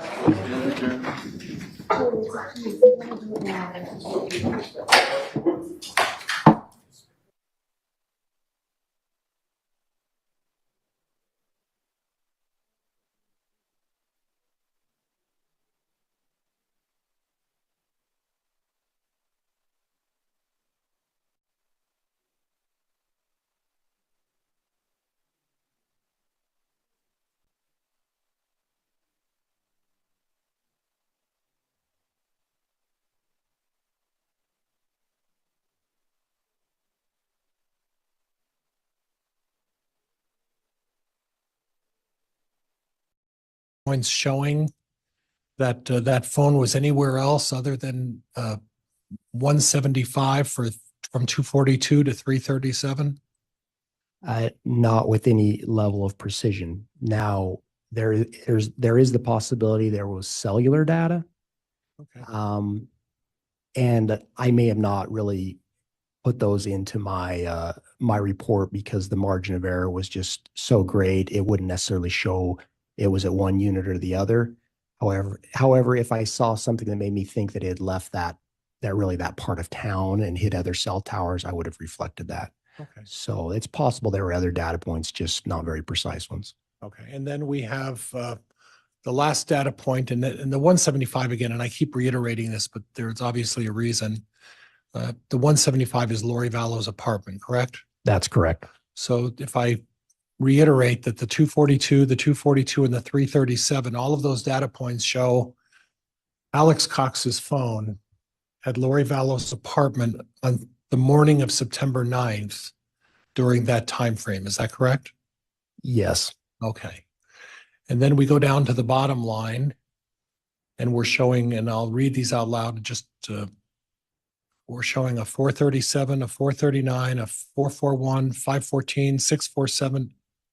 I am going really fast. I'm going to start all over again. I apologize. I keep forgetting you're there. 437, 439, 441, 514, 647, 849 at Pioneer Road 107. Is that correct? Yes, And that's Alex Cox's apartment. Is that correct? that's correct. Okay. Okay.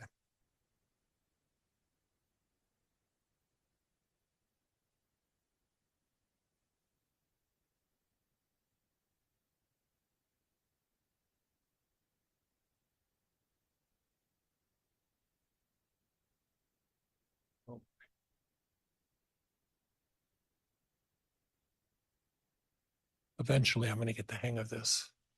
Maybe. So then we have on September 9th,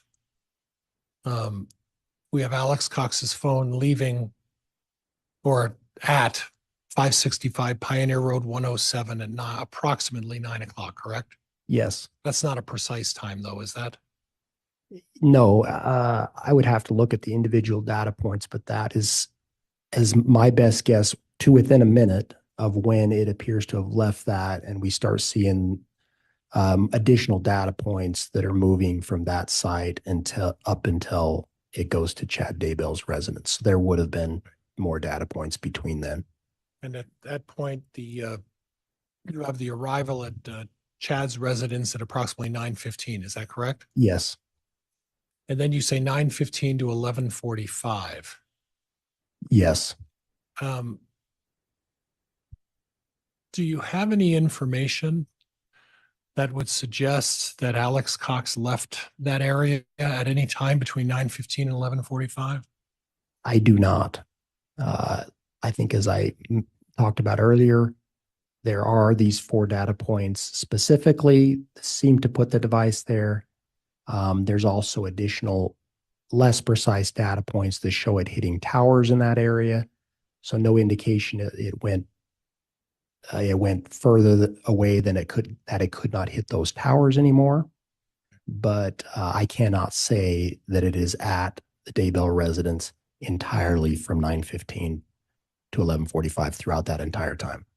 I'm sorry, and I cannot say that it's there throughout that entire time. Okay. Because there's rather large gaps here in time between the specific data points, more than an hour on one of them.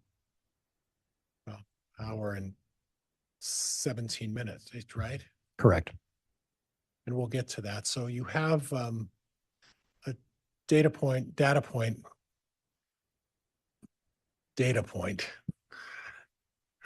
You say data, she says data, so you're messing me up. 9:21, you have it within a 6-meter radius behind the Daybell residence. Is that correct? Yes. And 6-meter residence, that's what, 20 feet? Yeah, about 20 feet, I would think. And then at 9:22, a minute later, you have it at the gate on the northwest corner. Yes.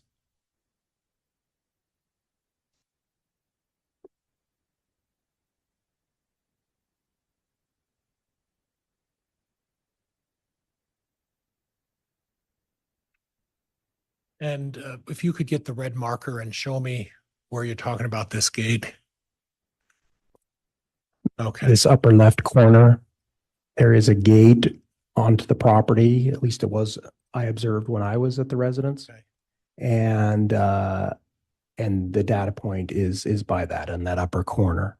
And that's the data point at 9:22.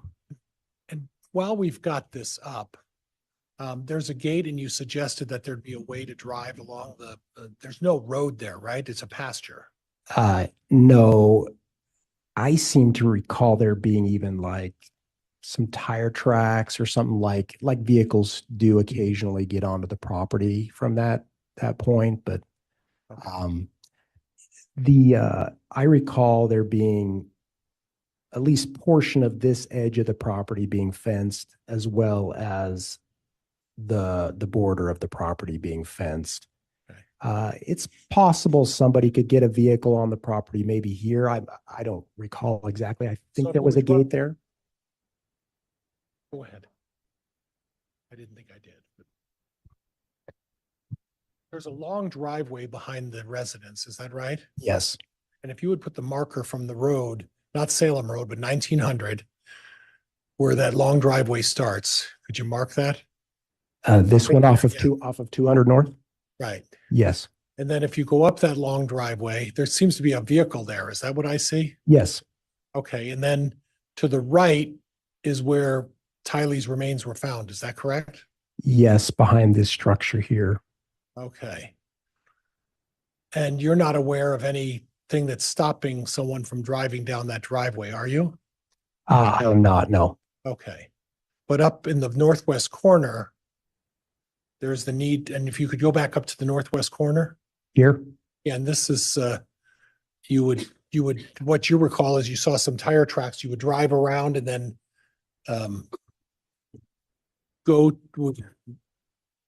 you would have to drive to where the Tylee's gravesite would be. Is that correct? And if you could slowly do that with the marker, I'd appreciate that. If you drove from here to here? And then the distance from the driveway where that car is to where Tylee is, which one of those is the shorter distance? This is clearly the shorter distance, but I don't know if a vehicle can get through here. I think this was fenced here when I was there. It's possible there was a way for a vehicle to drive through here. Now,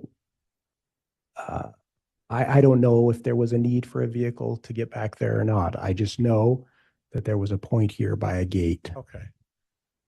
And you don't recall there being a gate right next to that car, do you? I don't. It's possible there is something there. That's okay. It might have been more of a walking gate if there was. I don't know if vehicles went through that gate. And at the time of, this is on September 9th, is that correct? Yes.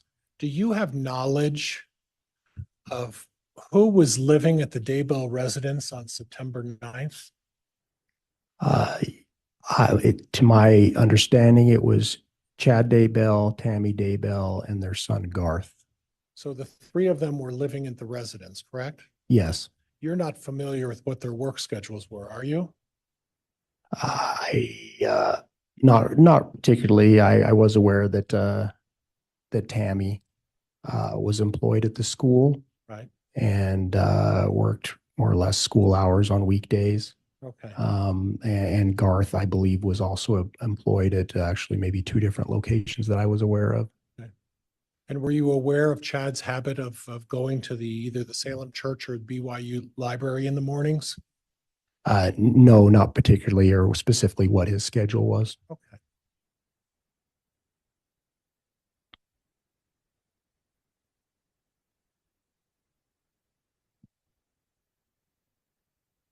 What was the vehicle that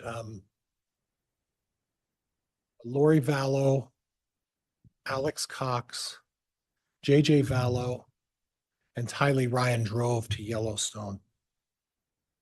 The one that appeared on that video was a silver or gray F-150,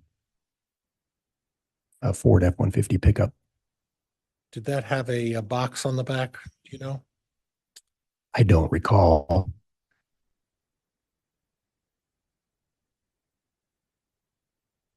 I don't think it had like a camper shell or anything like that. I think it had an open bed. It might have had a toolbox or something. Okay. Do you have a recollection of being involved in any chemical testing of Lori Vallow or Alex Cox's apartment? Chemical testing? No. I know that a subsequent time, the FBI did assisted the Rexburg Police Department in additional search there, the evidence response team, and went to those two apartments in an effort to possibly see if there was potential crime scene there.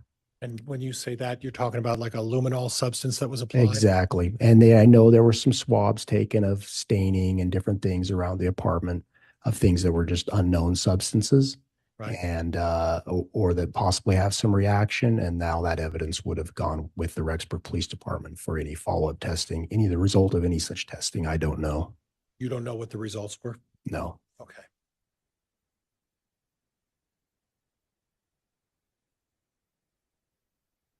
And again, if you could just recite to me the distance and